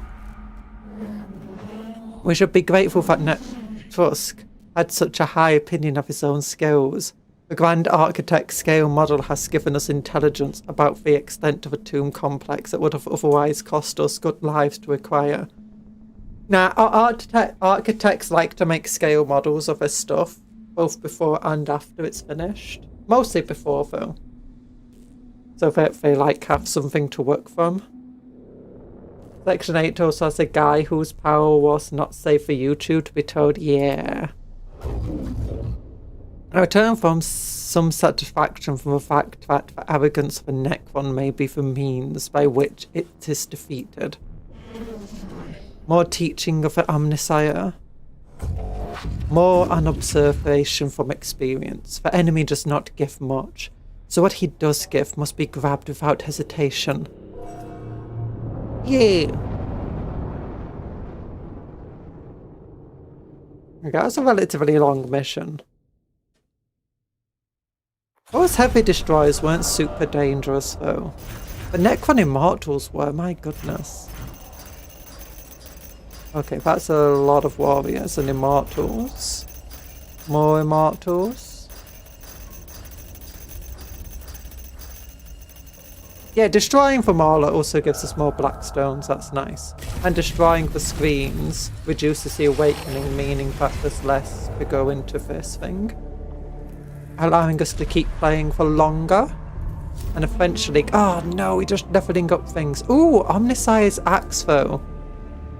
Wait, we already have for Omni. Single target melee attack triggers. I'm pretty sure we already have this.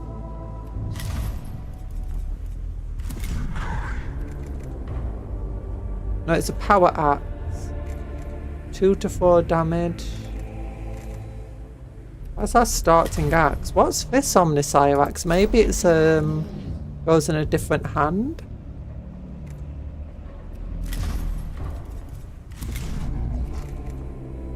And it is physical, isn't it? Immobilizes the target. Okay, that's the other thing it does when it's got its machine spirit. Okay. Ah, weird. Oh yeah, we've also got the torsion cannon that has 5, I repeat, 5 cognition needing to use it.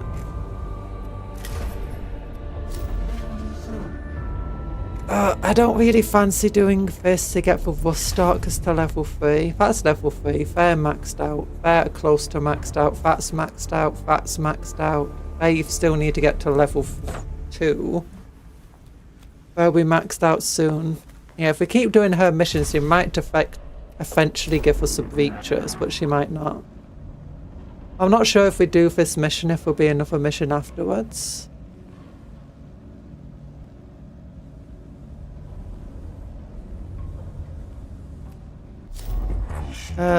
All of these are normal missions and there's no guarantee that we'll get a hard mission afterwards.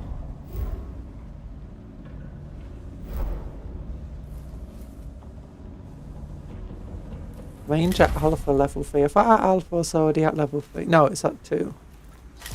Okay, so at least she can't give us any more of that. She can't give us any more of this one.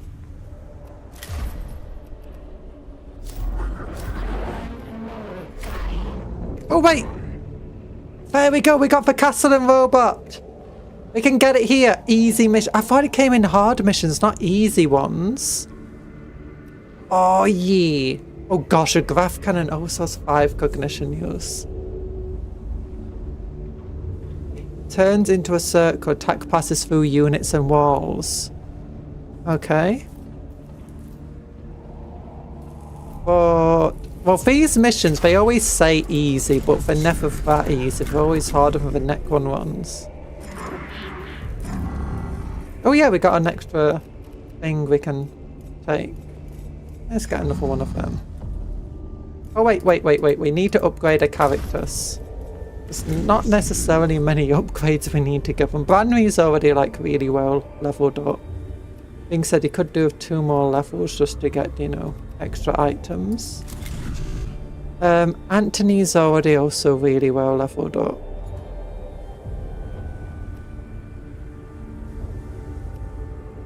Don't feel like there's anything extra we need to give Anthony.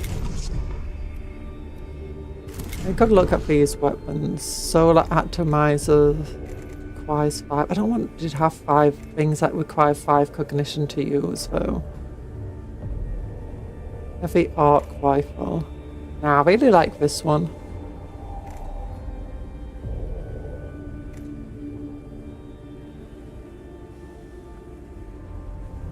Yeah. There's a lot of utility to it. Yeah, Anthony's fine. Joe Mama is also leveled up as much as we want Joe Mama to be. Dr. Smilex is... we're going down this tech auxilium route, so let's continue.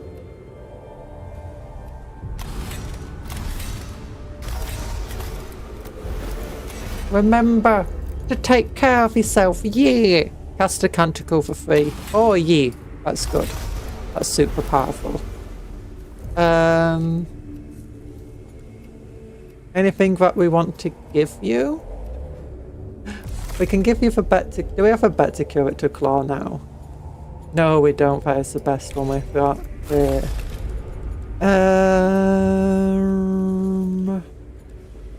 Like auxilium head, body, legs, the hands. Okay, how do those hands compare? +2, +1.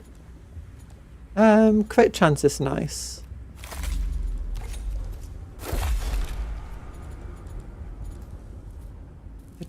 Yeah, you're pretty much all maxed out.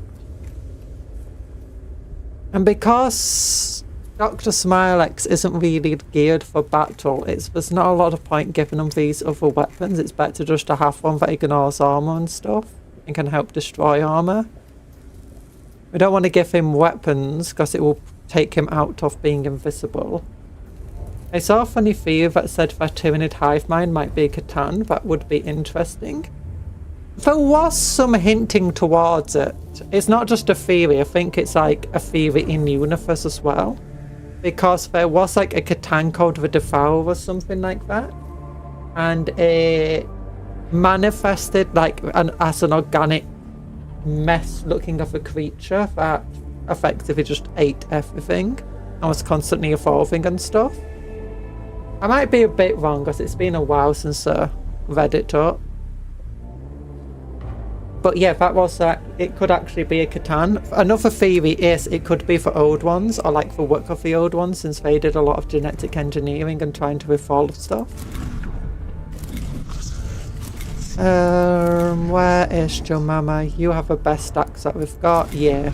Last time we finally got the better axes. Could upgrade you further into the Cenerite. We got the +2 movement, +20% crit chance. +1 physical armor. +1 physical damage. +1 physical armor. If we go here, add physical armor.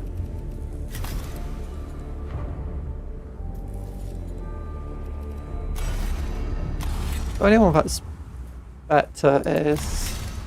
well, there's none of them are better. I really don't have the money to continue. But let's look. We can now give him... actually, what would we want to put there? Oh no, we could give him a Curator Claw. I'm thinking it would probably be better to give him this thing, so he can heal himself for 2 HP, or somebody else. But there we go. We then do this mission. Like two of them, and then deploy. The Catan was the outsider. He may be imprisoned in a giant Dyson sphere at the edge of a galaxy that Tyranids and Eldar are interested in. Oh.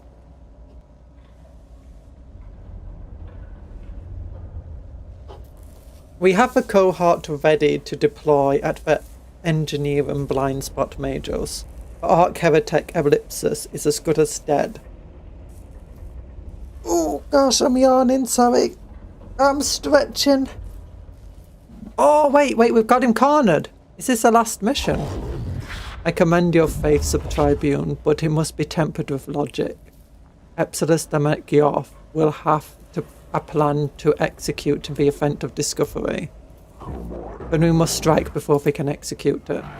Diagnostic, noospheric interfection, yes. Tactical flow interrupt, Epsilus, plus heretic reinforcements, plus prepared position. This will not be a trivial task, as was to be expected. Our troops are in position, the blind spot is sealed off, the heretics have nowhere to run except through us. Then let us end this blasphemy. Let's go!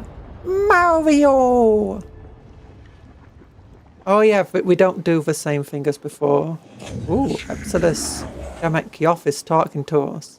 The way he's named is like, do you know, something from H.P. Lovecraft? Majos Faustinius. I take it means our ultimatum is refused. There can be no response to such heresy as yours, save summary execution. How can you remain blind to truth? You have seen the wonders the Necrons built and still of the Tembelis. You have witnessed the breadth of their technology. I have seen the deprivations of the alien. Adeptus Mechanicus has spent thousands of years trying to shed the weakness of human flesh. The Necrons sold that problem millions of years ago, and they want flesh again. We could be immortal and infinite if we took their knowledge and made it ours. And yeah, most of them don't like have any brains or anything left. The Necrons destroyed themselves and became something monstrous. Anyone who seeks that fate for humanity is humanity's enemy. No, Majors. Anyone who denies us immortality is our enemy. Then I am your enemy and I will deny your immortality for good. Engage a range, mitigate to melee protocols. I mean, we do have 2 melee priests. The blind spot entrance is defended by a pair of heretical tech priests, one armed with a long range rad rifle and the other with a melee tech axe. There is an opportunity only to eliminate one before the enemy is engaged. Yeah, the rifles generally aren't as dangerous. Excellent choice. We cannot have this blasphemer picking off our cohort as we approach. Eliminate the heretic, do it quickly. Targets killed. Oh, we killed 2 of the...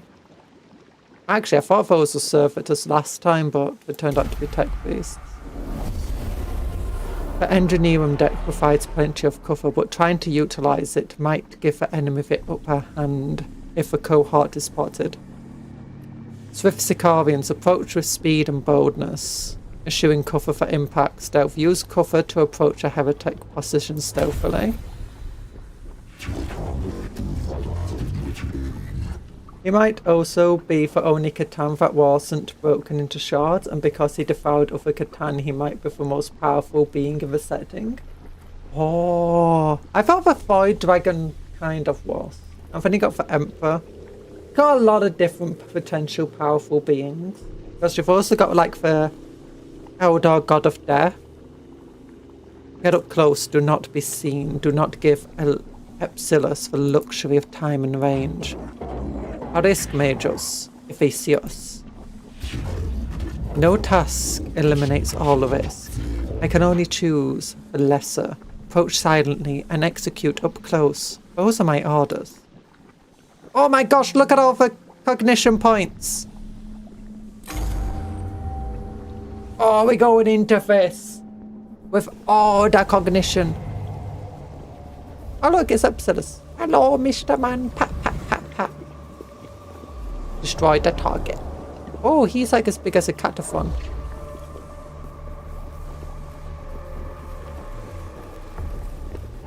Okay, Anthony can go up the back. Joe Mama can go here. French Puff. Vanry can go here, I guess. French Puff can go here. Dr. Smilet can go up the back. And then I feel like we should summon a couple of Skitarii just because. They do get to go first though.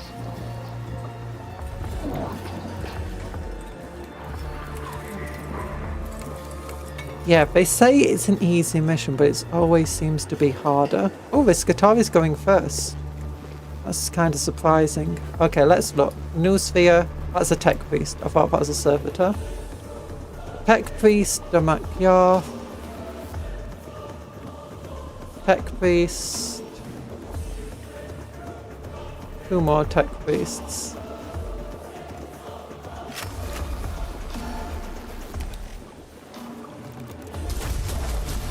Nice critical attack.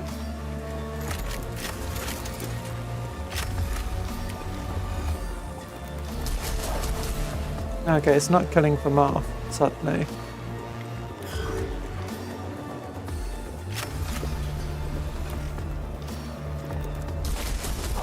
Okay, that one's down. That's nice to know. Huh. Oh wait, I need to use this, and then I can see. Okay, I thought I'd be able to shoot him from somewhere around here. Oh, there's another tech beast there, I never realised.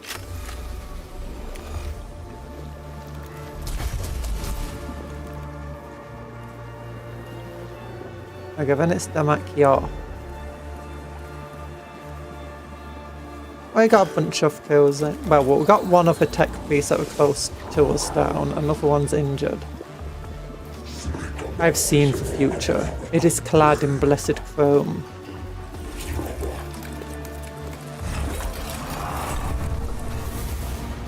Okay, teleported 2 servitors in. It looks like. Yeah, servitor.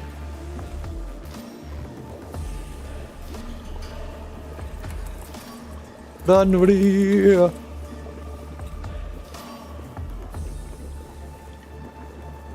Can destroy these guys. I wonder if that's actually possible. Yeah, I'll go over here, Banway. I think it'll be hilarious. How much health does he actually have? 50. Ooh. You know, I want to do this.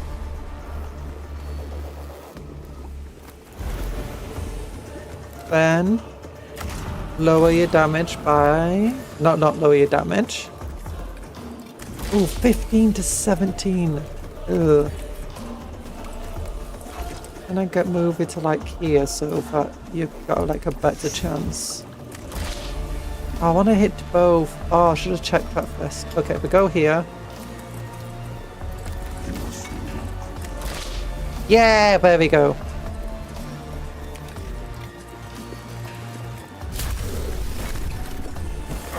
Oh, that's nice. And then... Okay, use this to steal 1 cognition point from all the way over here. Actually, I should have done that there. I didn't realise that was there until after. Then do this. Both of the servitors should just summoned her down. Then hit them with the axe. He's almost dead. Oh, it's hilarious. Then just get to here, get 3 cognition.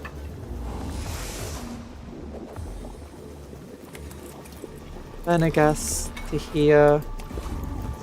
And I think you earn yourself a good old heal. He takes damage every time he does an attack, similar to Joe Mama. Which tech piece is it next? That one back there.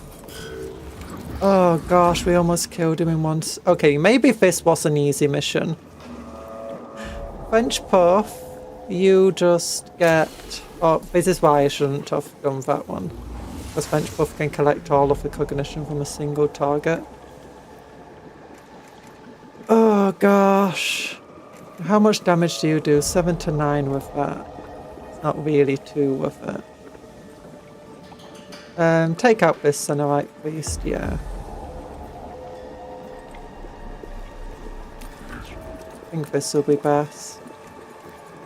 Use... No, don't use that, sorry. Use this to lower your thing. Actually, wait, you can move to here.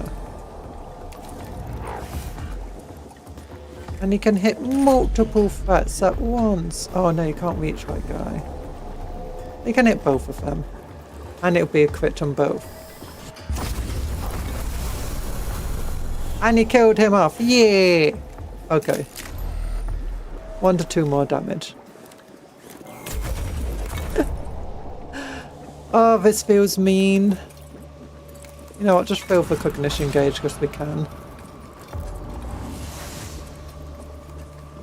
End turn. Dr. Smilex. You know, delay your turn. Anthony. Just finish him off. You don't need to do anything, you just do your base. Oh, 1 to 2 damage. If it's not a crit, it won't kill. Ugh.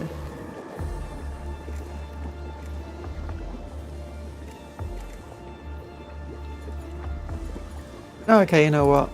Do that. Hopefully we'll get a crit. 2. That's fine. Actually, how far can you move? No, that's fine. Just finish him off. With the servo skull. Wait, why can't you servo skull him? There we go. Yep, the servo skull goes in for the kill.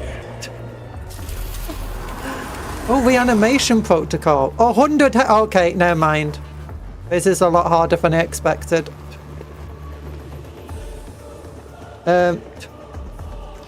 Although Mama's still not gone.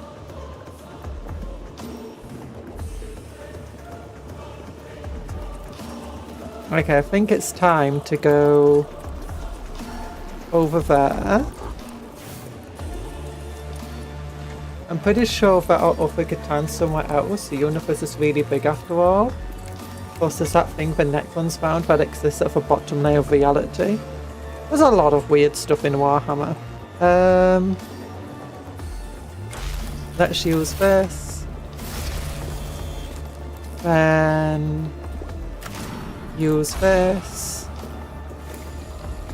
And hit both of them. Oof. Well, at least we reduced this armor a little bit. And you can get to here. And refract the field up. And turn.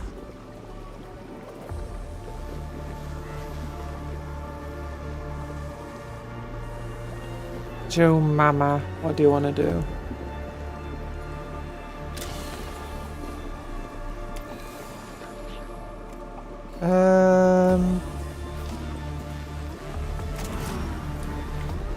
Zero damage. No, guess we can't see him. But he can go here.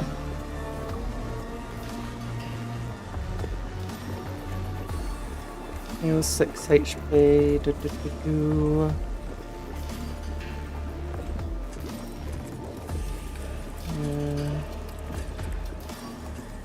I'll get to there.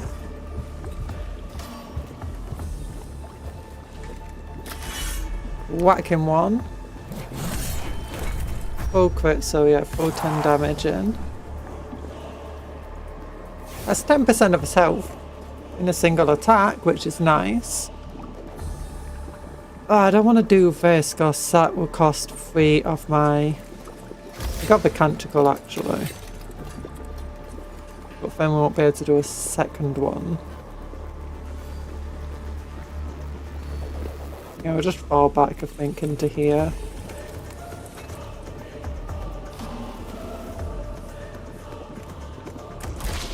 You know, do this. 9 damage.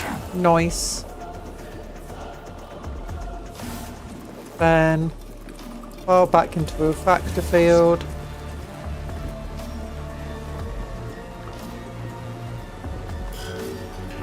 End turn.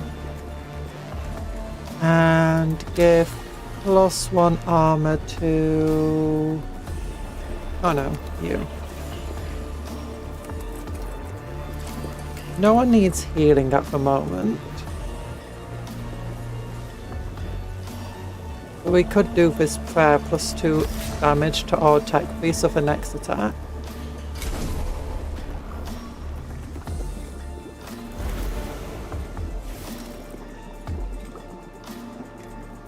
I don't think there's any point in you doing anything too much yet, so just get a bit forward. And turn.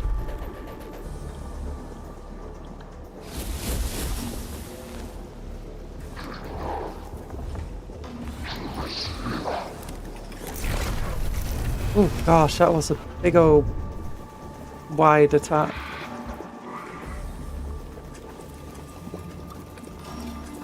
Okay, can you shoot anything yet? Getting rid of the other tech beasts is probably going to be a relatively decent thing.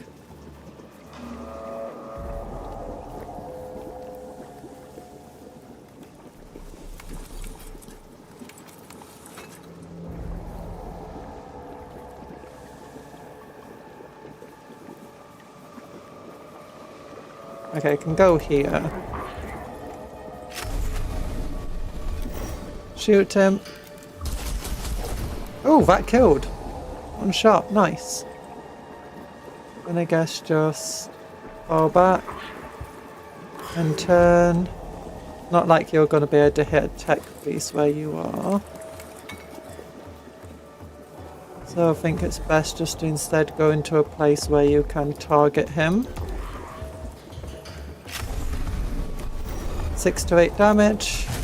7. Nice.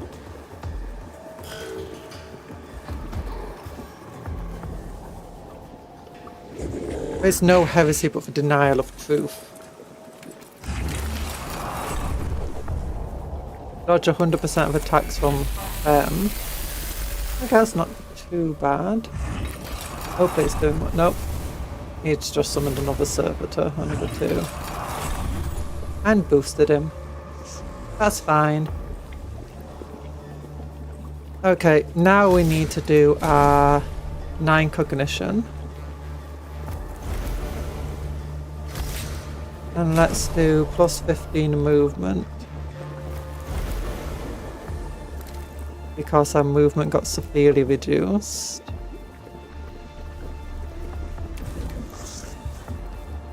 Get over here. Get over here. You can't hit them at the same time, unfortunately, but this is gonna hurt. Yep. Then do more. 14, nice.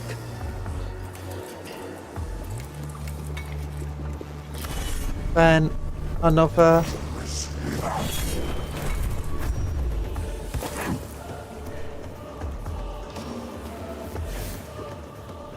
He's down to 24 health. That's good. Then heal yourself for 2.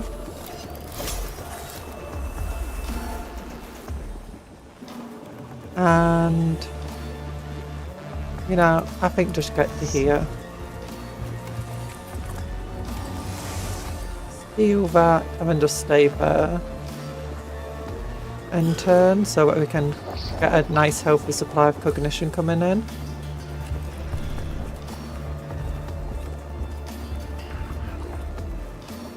Okay, you.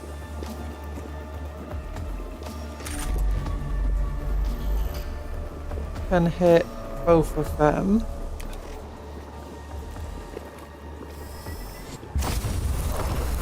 Oh, if I hit both. Didn't show it like a damage thing on him then. No. Oh, I said it would hit both. That's sad.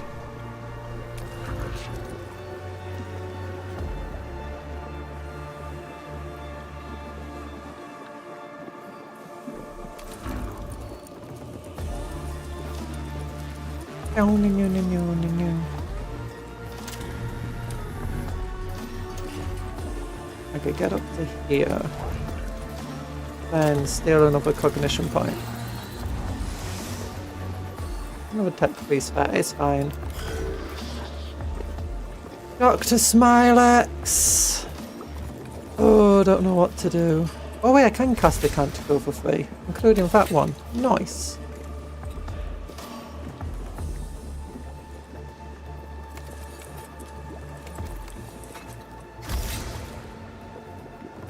Then, you know, do this.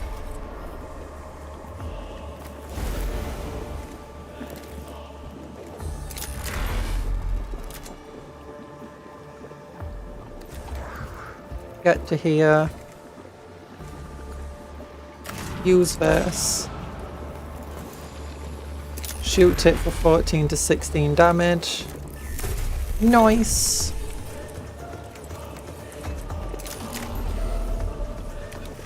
Another 1 for 1 to 2. Or depends how we define the Catan for a moment. They're the most likely more of the original Star Eater Cloud ones in other galaxies, but the ones that fed on the Necron souls may have a small percentage. Yeah. Due to the nature of the Catan and the Warhammer setting, it's hard to know much.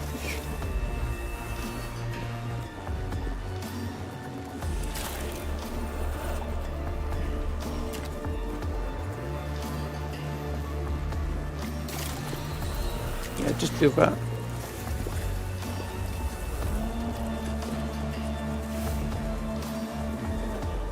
Then get to like here. And end turn, and it's Anthony's turn.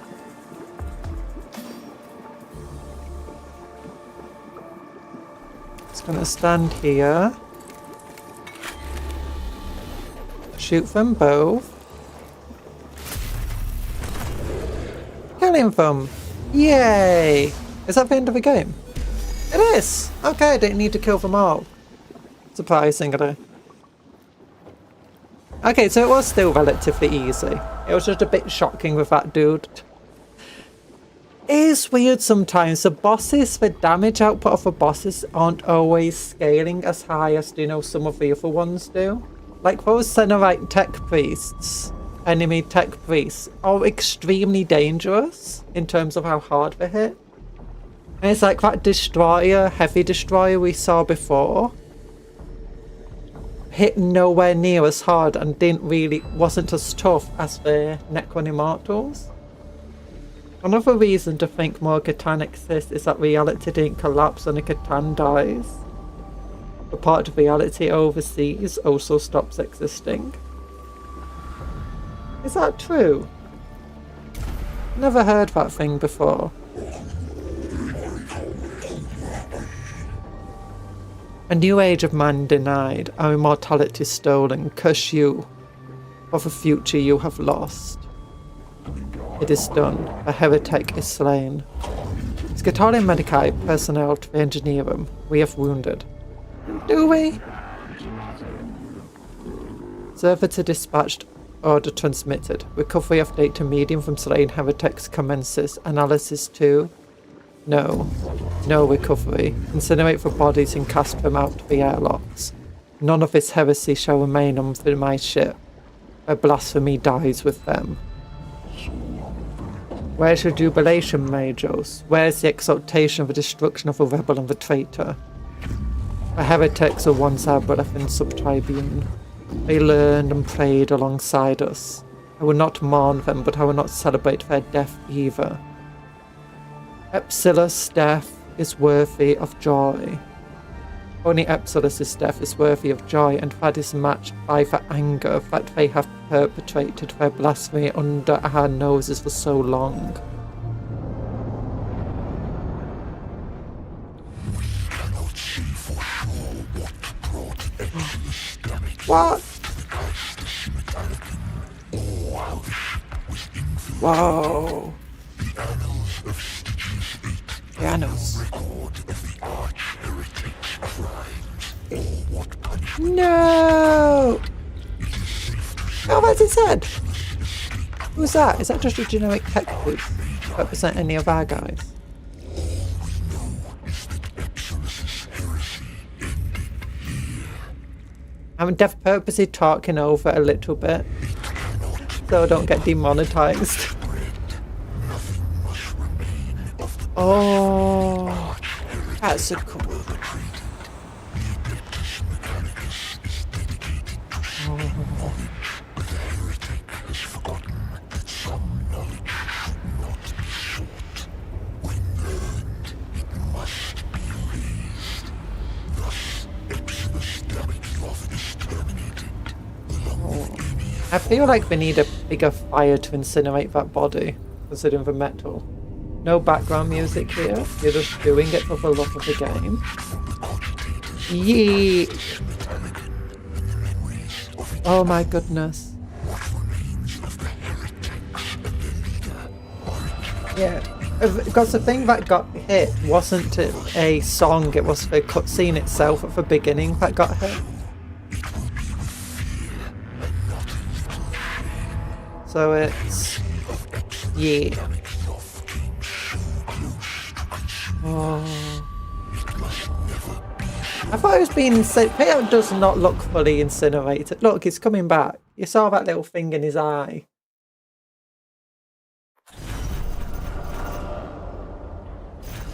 Oh wait, we did have a little bit injured. Oh yeah, guys, every time they do an attack it hurts themselves. It's only worth 100. That's boring. At least it doesn't add to the Necron stuff.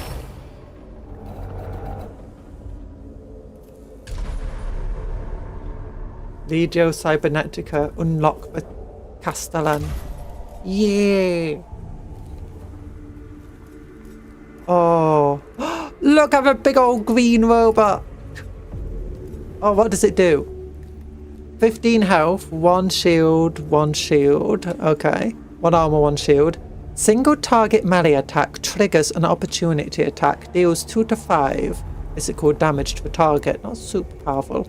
Gain 2 physical armor and 2 energy armor, but deals minimum damage for 1 round. Okay, that's not too bad. Spray fire in a cone area. Deals 5 to 10 physical damage to targets and then burn them over 3 turns. Ooh. Okay, that's good. That is good. Let's go to Branry. We wanted to upgrade him once more into the breach. Increases crit chance. Then we can get rid of this and replace it with a better heal. Oh, there we go. Oh, I finally got a Kastelan. Now we got the Kastelan. Do we want to... No, we need to get rid of the Royal Vizier. Where's that? The Sasagon sector.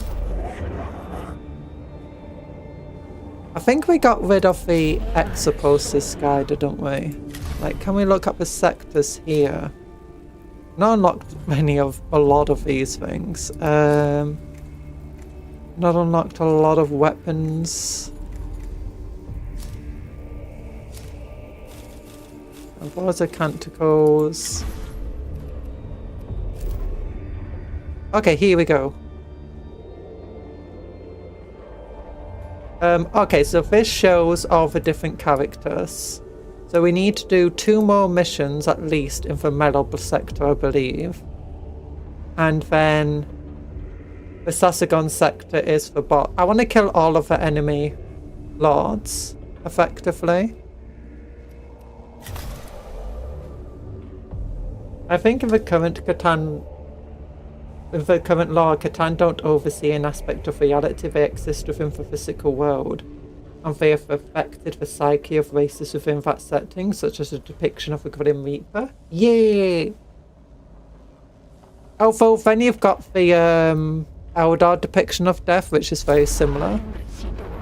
But that being said, the Eldar came after the Catan. So I want to do this mission just to get rid of this here Melob. Oh yeah, so if we click here, so Melob is the guy that we can get rid of. And then it's oh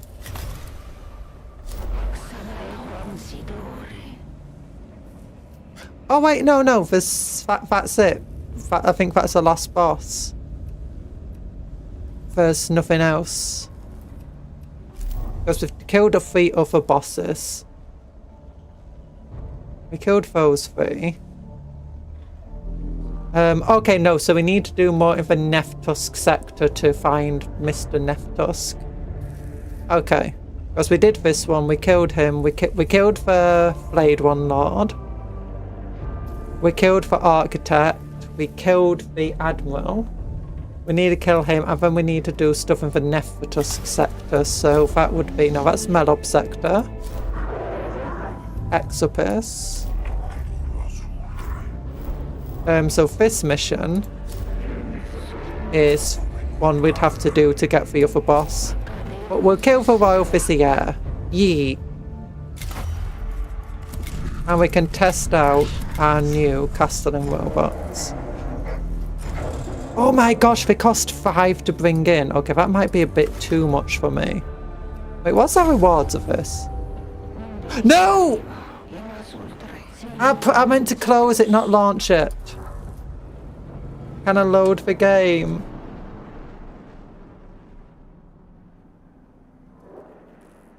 Oh, misclick, load game. Mission Lord Vizier.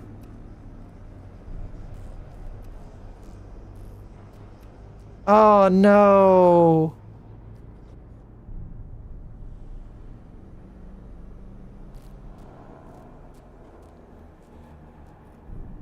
Oh gosh. Like, that's just before we did the other mission as well. Okay, I want to go back to the ship.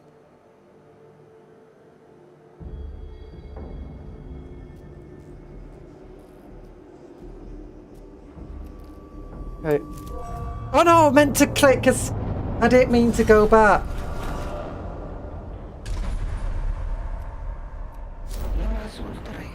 Oh no! Oh no! So if I finish a mission, I didn't bring anybody in with me. Who did I bring in? Yeah, we didn't bring anything but the Kastelan robot. Oh, that's annoying. Well, we can do the mission, I guess. I misclicked. I meant to just close the thing, you know?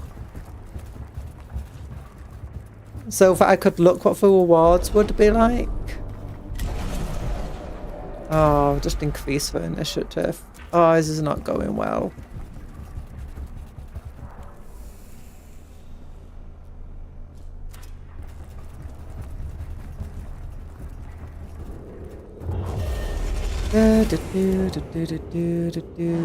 More hallucinations. An enemy in front of me I can shoot, but when they get into your mind.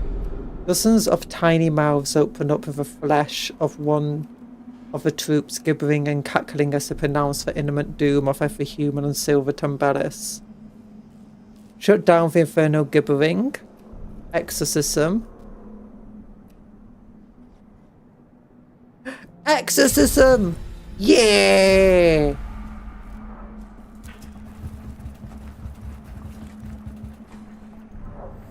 Okay. Nothing there. Oh gosh, just get through all of these. More necrons, whatever.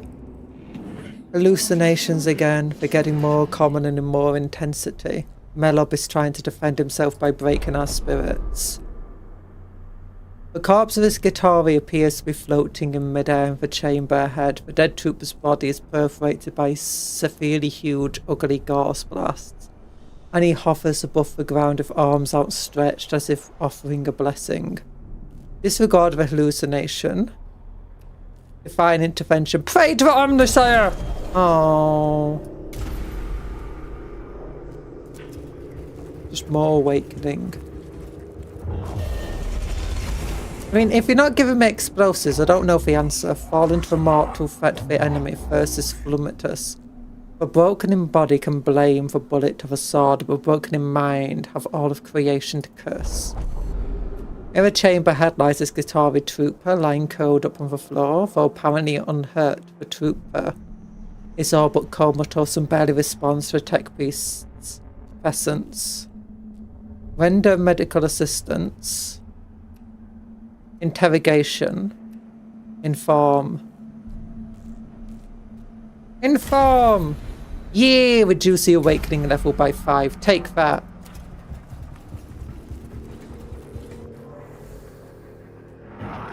Situation analysis 94.2% chance of hallucination. Necron mind altering technology equals probable. Fascination intensifies.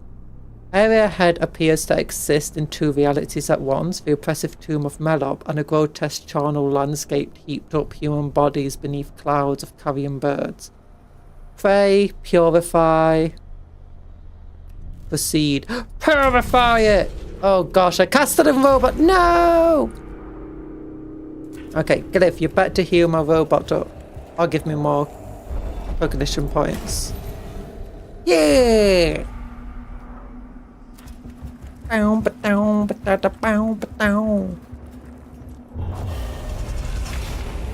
didn't get to do all the cool stuff.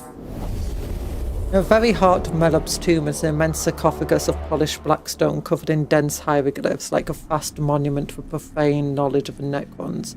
The baleful influence of a royal vizier weighs heavy, as if the planet's gravity suddenly increases around Melob's burial place. High-value target location probable. A code furniture in effect. The prey will turn at the baying. Yeah! Every like of the stream is another prayer to the Omnisire. Destroy them! No scaffolder, with no goal here save the destruction of the Xenos. Oh, we got more cognition points. We're maxed out. Hi, Melob.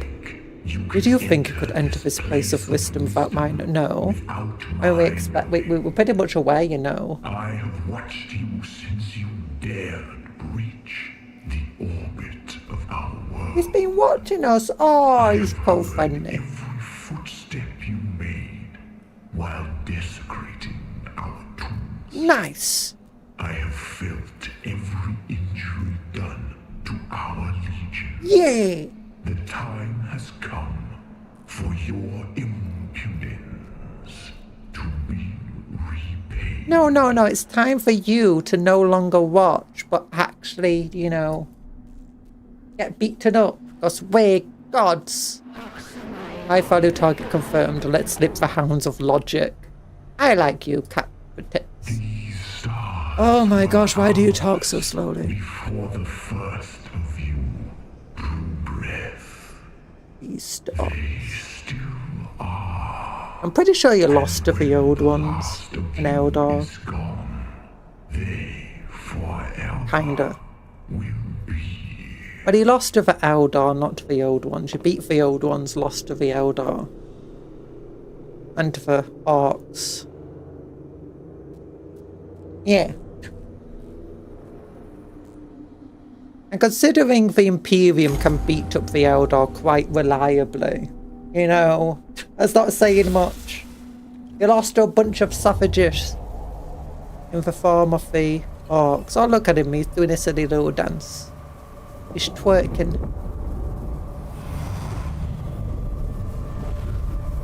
Oh, darn energy shields. Darn energy shields. It's really far away. I'm guessing a bunch of enemies will spawn in between now and there. You've got 3 teleporty things here. Okay, there we go. Immortal, Praetorian, Immortal. Another summoning thing here and here. 3 summoning things here, 3 summoning things here. Our robot's severely damaged. Okay, it takes up 4 spaces. I'm thinking place this down. Have Dr. Smilex heal it up. Have Anthony placed relatively forward with Joe Mama and Branway. And then French Buff can stand here. I got Immortal actually, it has pretty decent range, so let's put Anthony back and Branway, not Branway, Dr. Smilex here.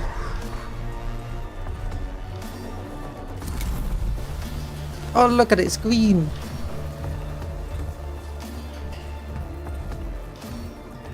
We just have to wait like a round for those shields to go down. Warfare is intriguing, but inefficient. Logged for future reference. Yeah, but we got so much power, the inefficiency doesn't matter, because we'll still defeat you, you silly person. Come on, go. Go. Oh yeah, you teleport in. Oh. I thought you'd land next to... Maybe if it got like... Oh, he shoots. I thought they only did melee. Oh, the Kastelan robot goes next. That's interesting.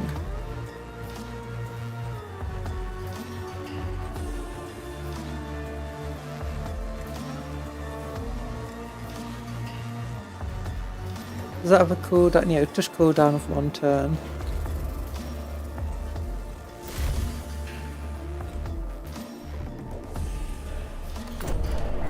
Done.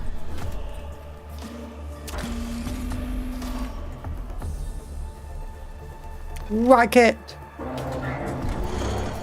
Boom! You'd think that would hit way harder than 2 to 5 damage. Oh, I can hit both of them potentially. Don't think so, actually.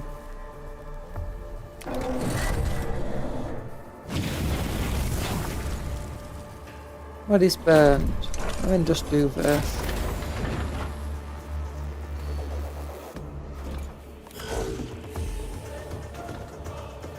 Okay, it's Rusty Anthony now. Do.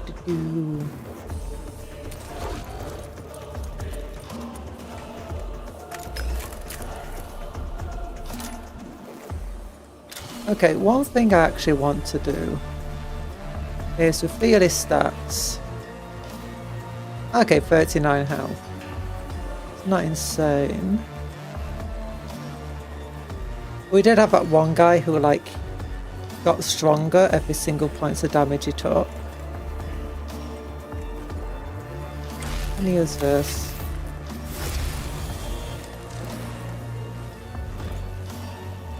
Oh wait, why do I have no cognition? Oh, did his attack require cognition? I never realised. Oh. Well, we feel his stats. 2 health.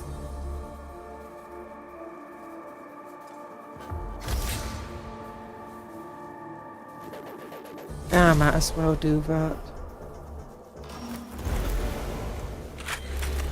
Okay, it can't go through that shield, unfortunately.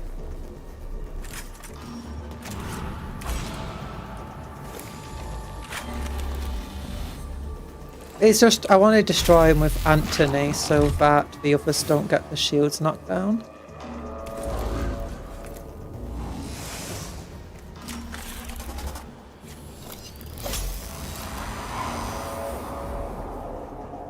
And just get like over to here.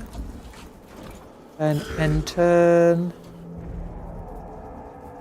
Might as well just get up to here.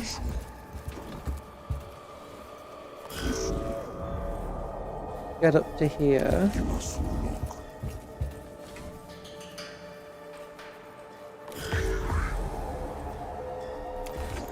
Dr. Smilex, do your big old heal on him. Is that to full health now? Yeah. Okay, get to here. End the turn. This is not too much point in a lot of stuff right now. Turn. Okay, it's just got to keep teleporting things in. Put this shield's down, that one's up. No, it doesn't look like it requires cognition to do. Where did all our cognition go? Got him down, but I should have had 4 left over.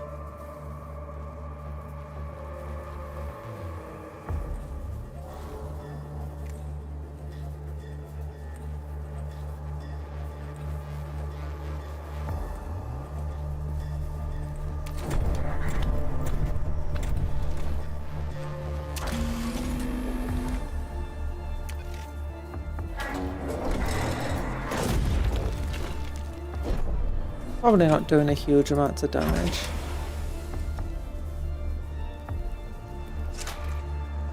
Yeah, it doesn't say it uses cognition.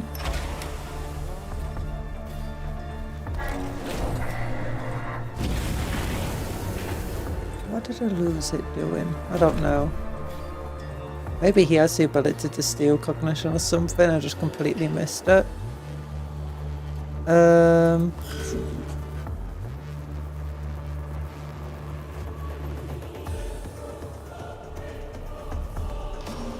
Anthony, go here.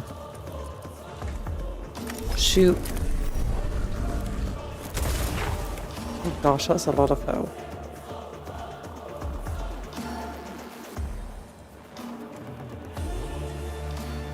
Then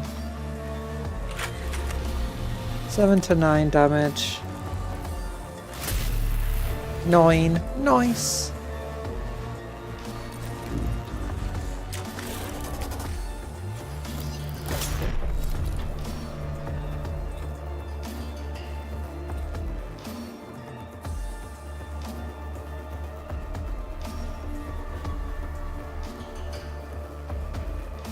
Aaron, go here, I don't care. Joe Mama! I tell you to do that. Well, it hits like our own allies. 1 to 6 damage. Oh no. Do this on him anyway, so he's more powerful. Then... I don't know. You don't need to be in what's it called.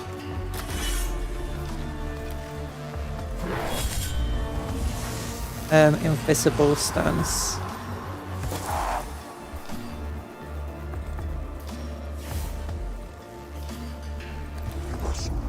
You're good enough to not need it. That's that. End turn. Can't do anything because shield's in the way. Run away. Oh, that's not a scannable. Okay, just get up to here.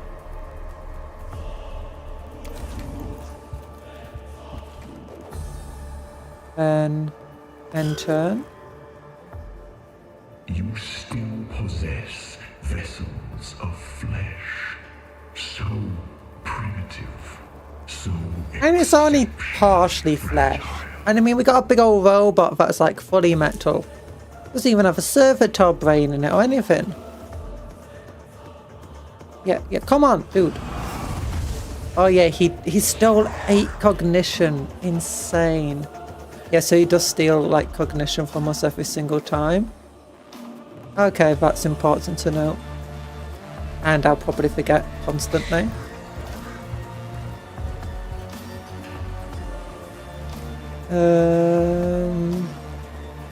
And so our French puff goes next.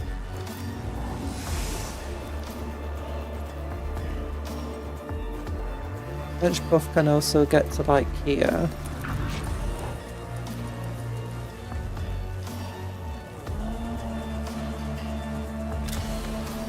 And steal that cognition.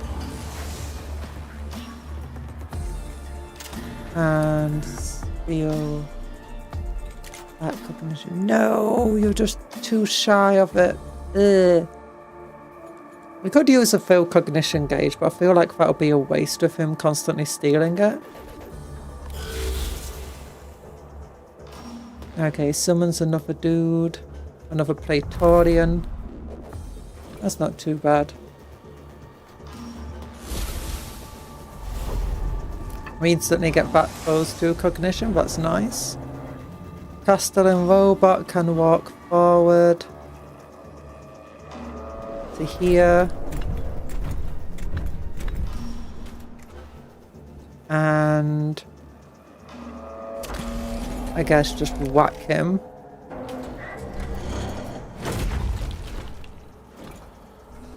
Then flame him. Flame him! Burning, yeah! Okay, and then end turn. Wants to move anyway, it gets opportunityed. Get up to like... I don't know, here. He's got 5 health left. With a bunch of energy shields, so that's not going to do a hell of a lot. Unless it crits. There's no point in not trying it. Damage absorbed. Darn it. Well, you know what? End turn, Joe Mama can finish this. Do do do do do do.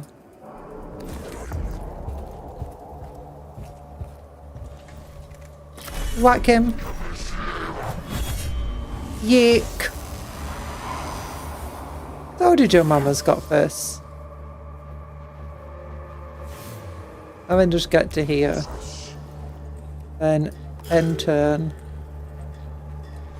That one's jumping. Just gonna try meleeing Joe Mama. Ooh, the 5 damage crit. Nice. Not fun.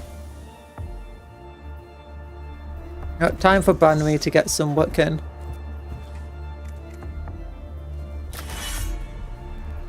And this will be a crit, so there's a very good chance it will just kill. Yeah.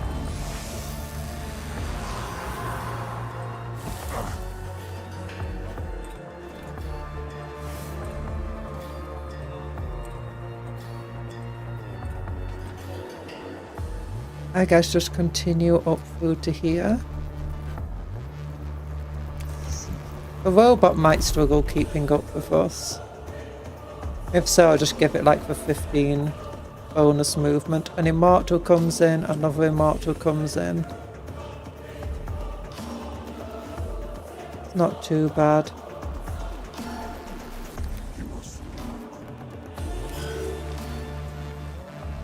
It's gonna steal. How did we even master space travel? Because we're better than you. -5 cognition. Oh, he's walking down the steps now. Oh, look at him. Like a little old man. Okay, yeah, Dr. Smilex might also struggle keeping up at this rate.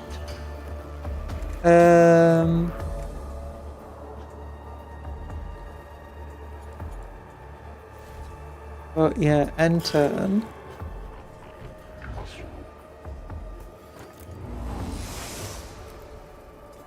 Oh, actually, we did use that counterpart. We can move to here.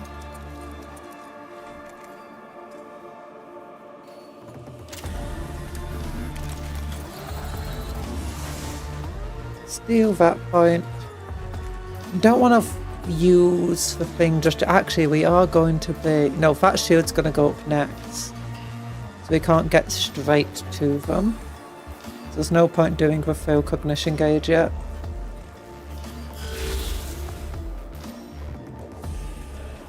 And they're summoning another Praetorian. That's fine. Yeah, I told you that shield goes up next. Big old robot can't reach. So I might have to just do this.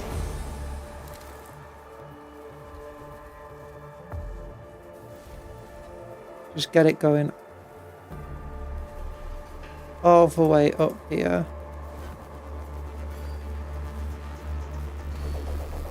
I don't want it there, I want it here. Okay, well, let it goes there then. Oh, it's like a Hulkbuster. Probably not as big as the Hulkbuster thinking about it, but still, it looks like one. Okay, so you're gonna get back cognition as you move up to here. We might be able to walk just behind there and shoot the enemy.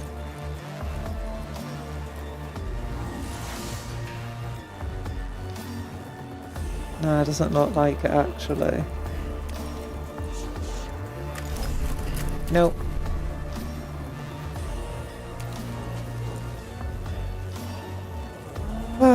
End turn.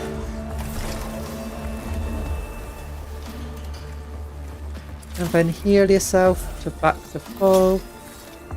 The Praetorian will probably jump up and attack us soon. When it's its turn. Well, probably both of them actually.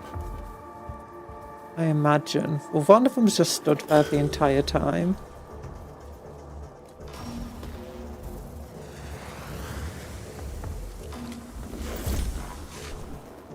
Oh, he's attacking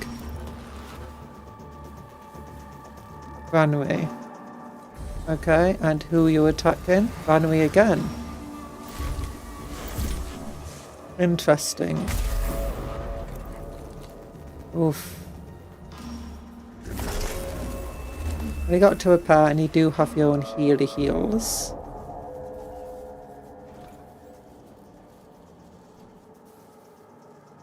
Okay. Steal this.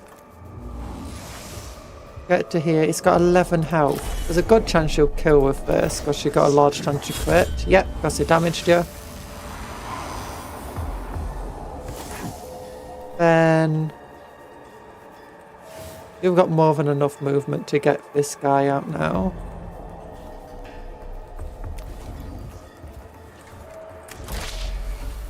And what damage is it? 7 to 9. Yeah.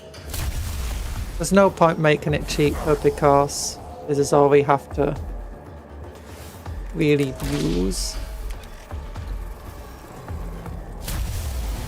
Because he's just going to go next and steal whatever we had left.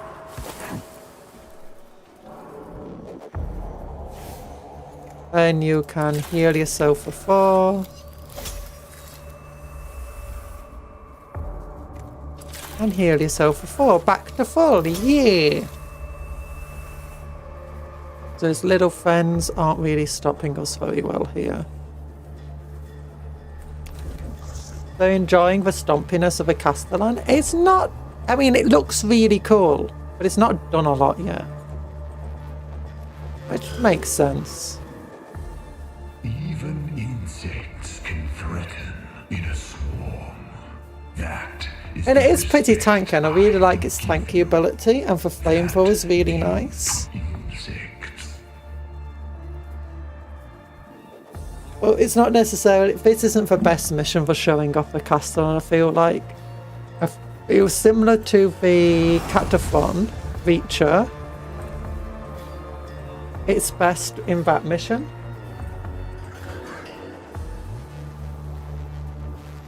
Where it can just effectively show off how cool it is. Actually, you don't need to go behind it. You can just go to here.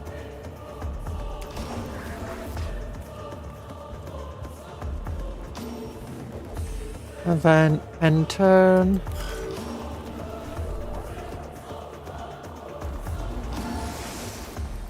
Then French Puff.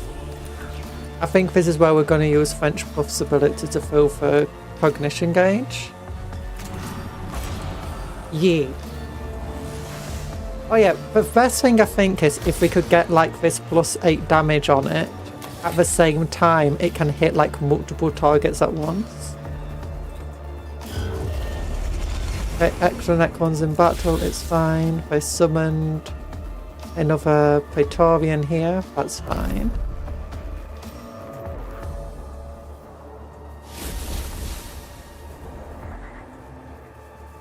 A big old stompy robot comes in. I think it's time for him to show up. Yeah.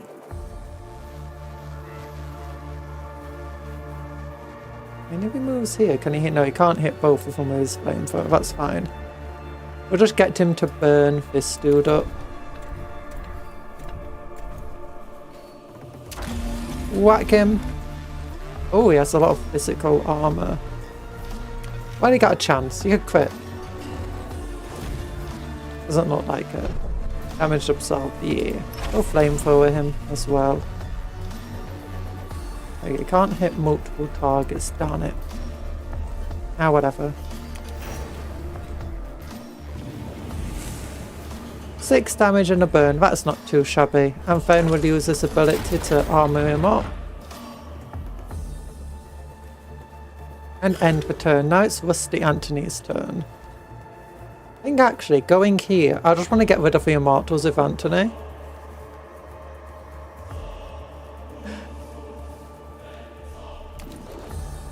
Just go down here. Bam bam bam. Use this. +10. No, not that. Use this. +1 damage. For next of this round. Use this. Oh, we should do... Oh no, we could have used Dr. Smilex's ability. Then smash both of them. Yeah. 12 damage. Yikes. Don't know how tough this guy is. 8. No energy armor. 7 to 8 damage. Move to here. If I take him out. Did it. Nice. We could spend 1 cognition point, but I don't think it's worth it. Actually, no. If we spend 1 cognition point to get over there, we'll instantly get it back. That's fine. And then we can just whack him so he doesn't come back. There we go. And that's the important one to get rid of because that was going to go next. Well, not next, but soonish. And get to here. And I think maybe use this.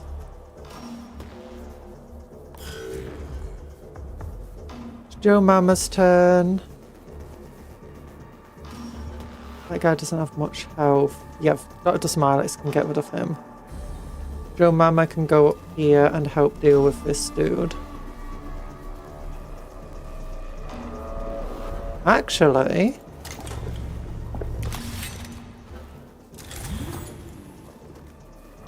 do that and then no, need to walk further forward.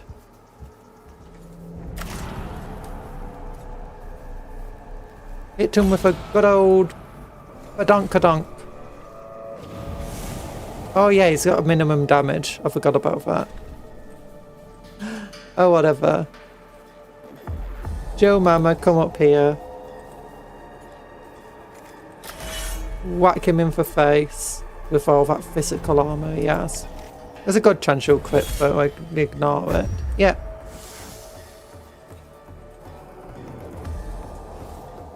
And then just get back into the shield. Yeah. In turn. Okay, he's gonna attack Vanui again. Yeah. Barely any damage though, so it's fine. I feel like I should just turn around and take care of him. But, oh no, Branui's got both of his attacks all powered up. Yeah! Okay. This makes the attacks free to use. Oh, he's dying. He doesn't stand a chance. Unless he's going to have a second form like the other guy did. Nope. He just gets annihilated. He was one of the easier bosses, to be honest. It was a long game because you had to go through multiple battle rounds just to get through the shields.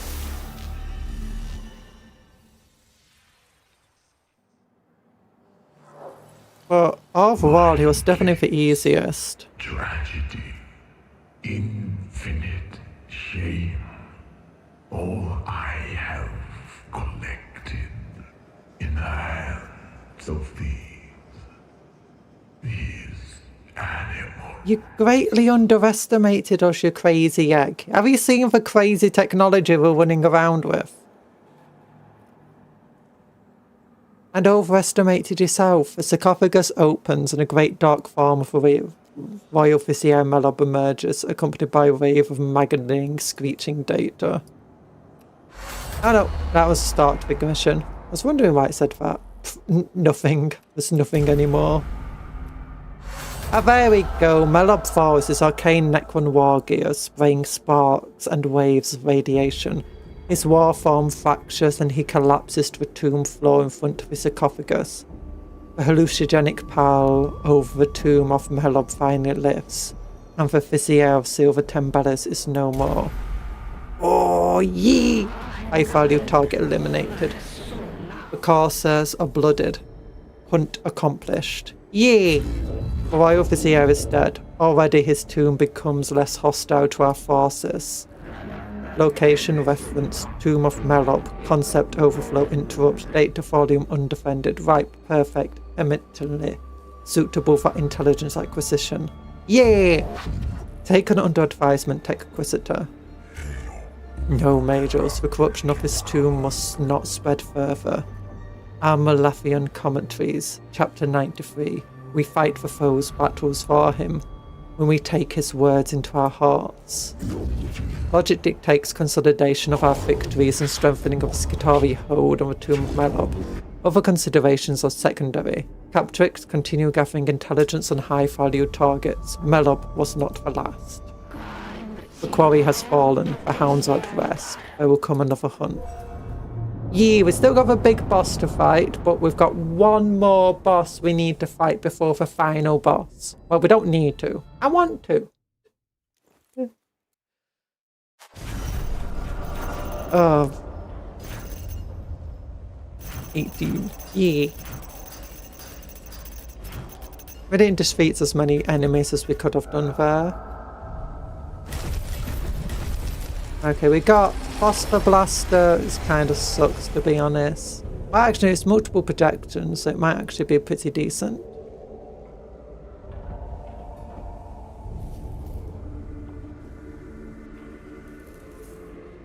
Yeah, I guess it only hits one target at a time. +2 damage. Ooh, that's the kind of thing that might be good for.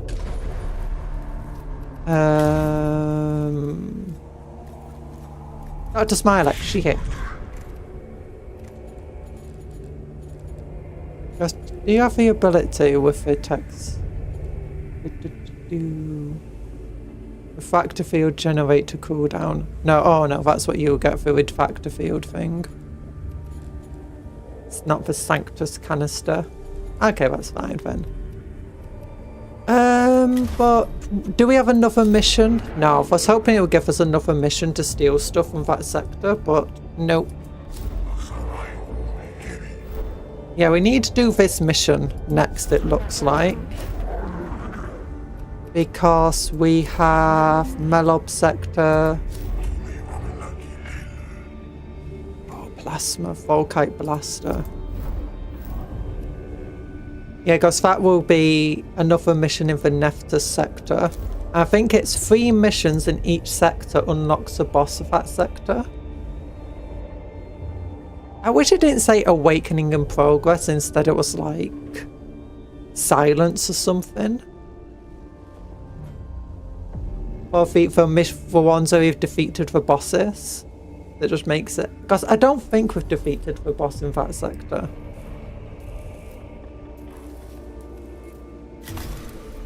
Well, that will be for another day, and we finally got to unlock and use the blooming Kastelan robot. Finally! Oh gosh, it took us so long. I mean, at least it's a kind of thing where it's like, yeah, it took us long, but it's expected. Getting hold of a better power axis, that took us forever, and that was not expected. It wasn't even a mission reward, we just got it in the middle of a mission from, you know, some of the side objective stuff. Oh gosh, but yeah. Things are looking up now. Anthony's actually went from the highest rank to the lowest rank. Oh no, French Buff's the lowest rank. It makes sense. French Buff doesn't exactly need to do a lot. Don't we have a better version of the Mechanicus? No, we got the option to unlock one. Ooh, mission rewards. Oh gosh.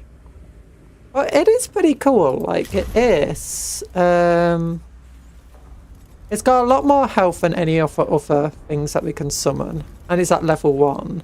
It hits really hard, and the fact it can just do as a basis 2 attacks every turn is pretty nice.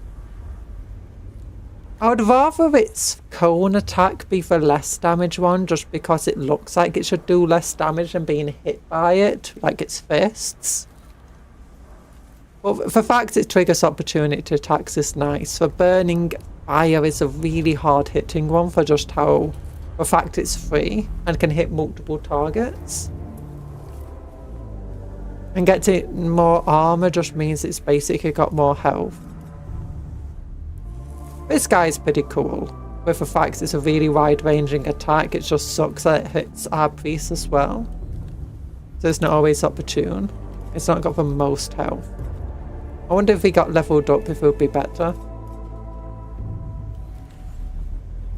The Skitarii Rangers are pretty cool where they can disable enemies. This guy's really cool. The fact he gets 2 attacks, extra crit chance, loads of damage. And it's cheap to bring in, where that one costs 5 cognition to bring in. I guess in that mission it didn't matter that we brought him in early since we were just having our cognition stolen anyway.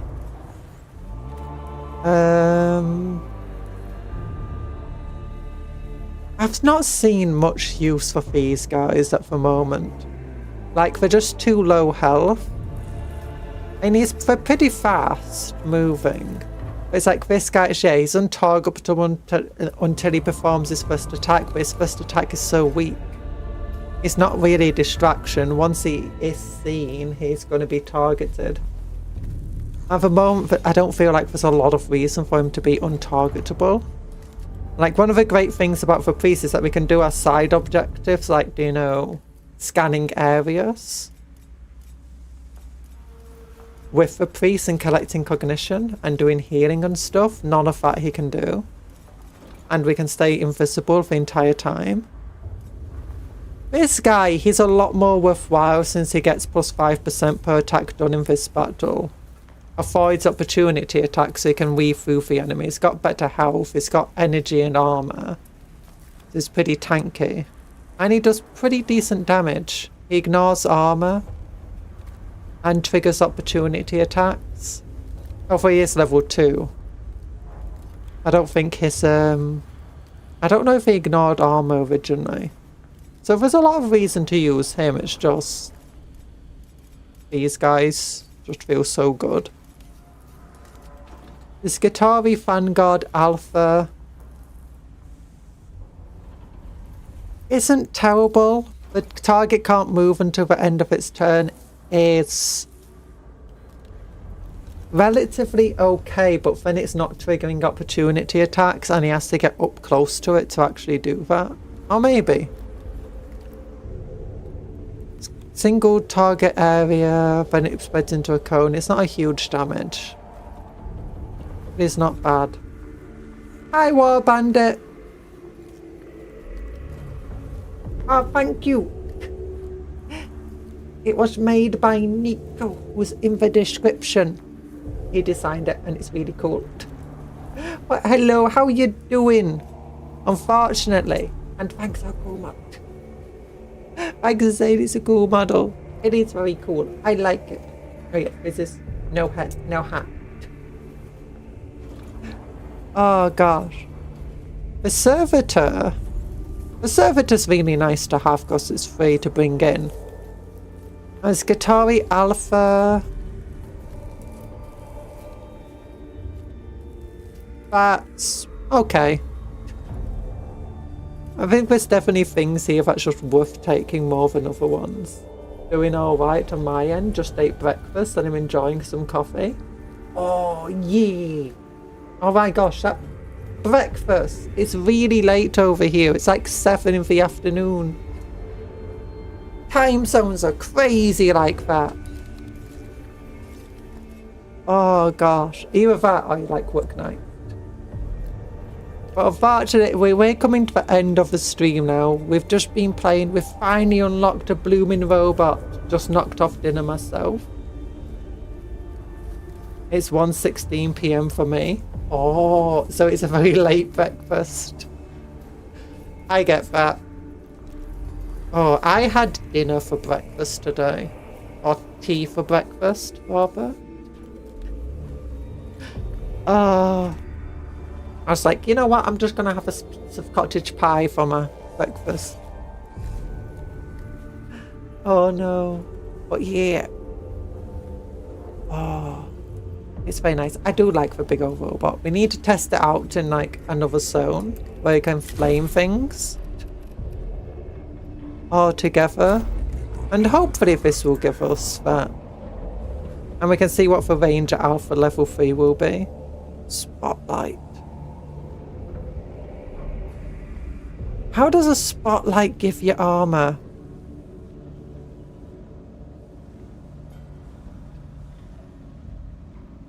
Necron destroy. Oh yeah, and we can see the Canoptic spider next time. And then hopefully that'll give us the next boss as well. And once we defeat the next boss, we can go on to the final boss. Oh, wait. Grand Architect Neftusk. And Overlord Sesquon. Ooh, maybe there isn't another boss to unlock. Yeah, the Neftusk sector. Ooh, maybe there wouldn't be. Oh.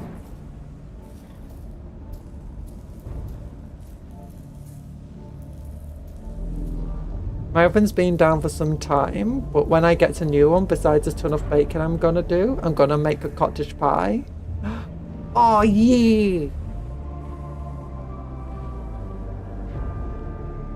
Cottage pie. I love cottage pies. My current one I've got has way too much potato. I think the potato and meat ratios got switched around.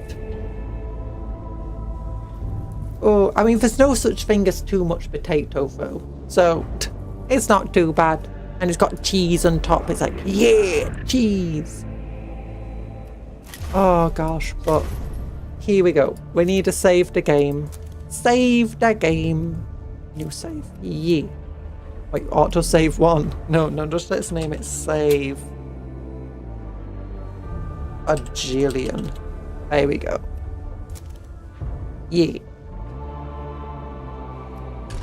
Oh god. Oh, back to desktop. Yeah. I hope you've all had a very nice time though today. It's not chaos time. It was Mechanicus Omnisire time. The chalkboard's lying to us. Cuptle, don't trust the chalkboard. It's evil. Oh my goodness. Well, thank you everyone for coming to the stream today. What else do we usually say? Don't forget to like the stream if you've not liked it already, because it helps me out. I've made a cottage pie once. Our potato layer was too thick. Next time I'm making it thinner. Cheese would be a good addition. Yeah. You definitely, I say you want your potato layer to be like, you want to make the ratio similar to what you want in a normal meal. So your potato layer, your carbs should only be between 1/4 and 1/3 of your meal. So that means you want it to be effectively that much. You don't want it to be like half of it. And at most 1/3 of a pie is going to be the potato layer. And mostly meat and carrots and stuff is in the next layer. Yee. Thanks to the stream. Yee. I hope you have a great rest. You too, TA, and everybody else. Cottage pie. No. The cottage pie is made with beef mince. It's shepherd's pie that's made with lamb mince. Carbs are your main diet in America. You need to get your proteins and your vitamins. Apparently liver is really, really good for getting loads of vitamins and stuff. And like iron and folic acid and all of that stuff that you need in your diet. But I'm not a big fan of liver. I used to love liver as a kid. Not so much.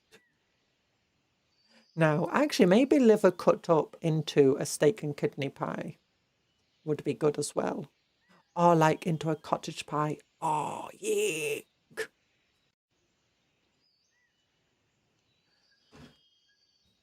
Oh, gosh. But everybody, thank you for coming to the stream. I hope you have a good rest of your day. Remember to work hard. Yeah, I don't think I've ever had liver before. Well, it's really, really healthy. You have to be a bit careful. You can't have too much liver. Apparently that's bad for you. But if you struggle with like certain vitamins, like I do, because there's a lot of foods I can't eat. And that means there's a lot of like vitamins and stuff I can't get hold of. But have a great time, so eat well, be well. Yay! Remember to work hard, play harder, take care of yourself and be kind to others, and vice versa. And also, eat good food, sleep well, dream of cupcakes, but don't eat cupcakes because they're friends, not food. Yay! Bye-bye, everyone. Whee! Ah!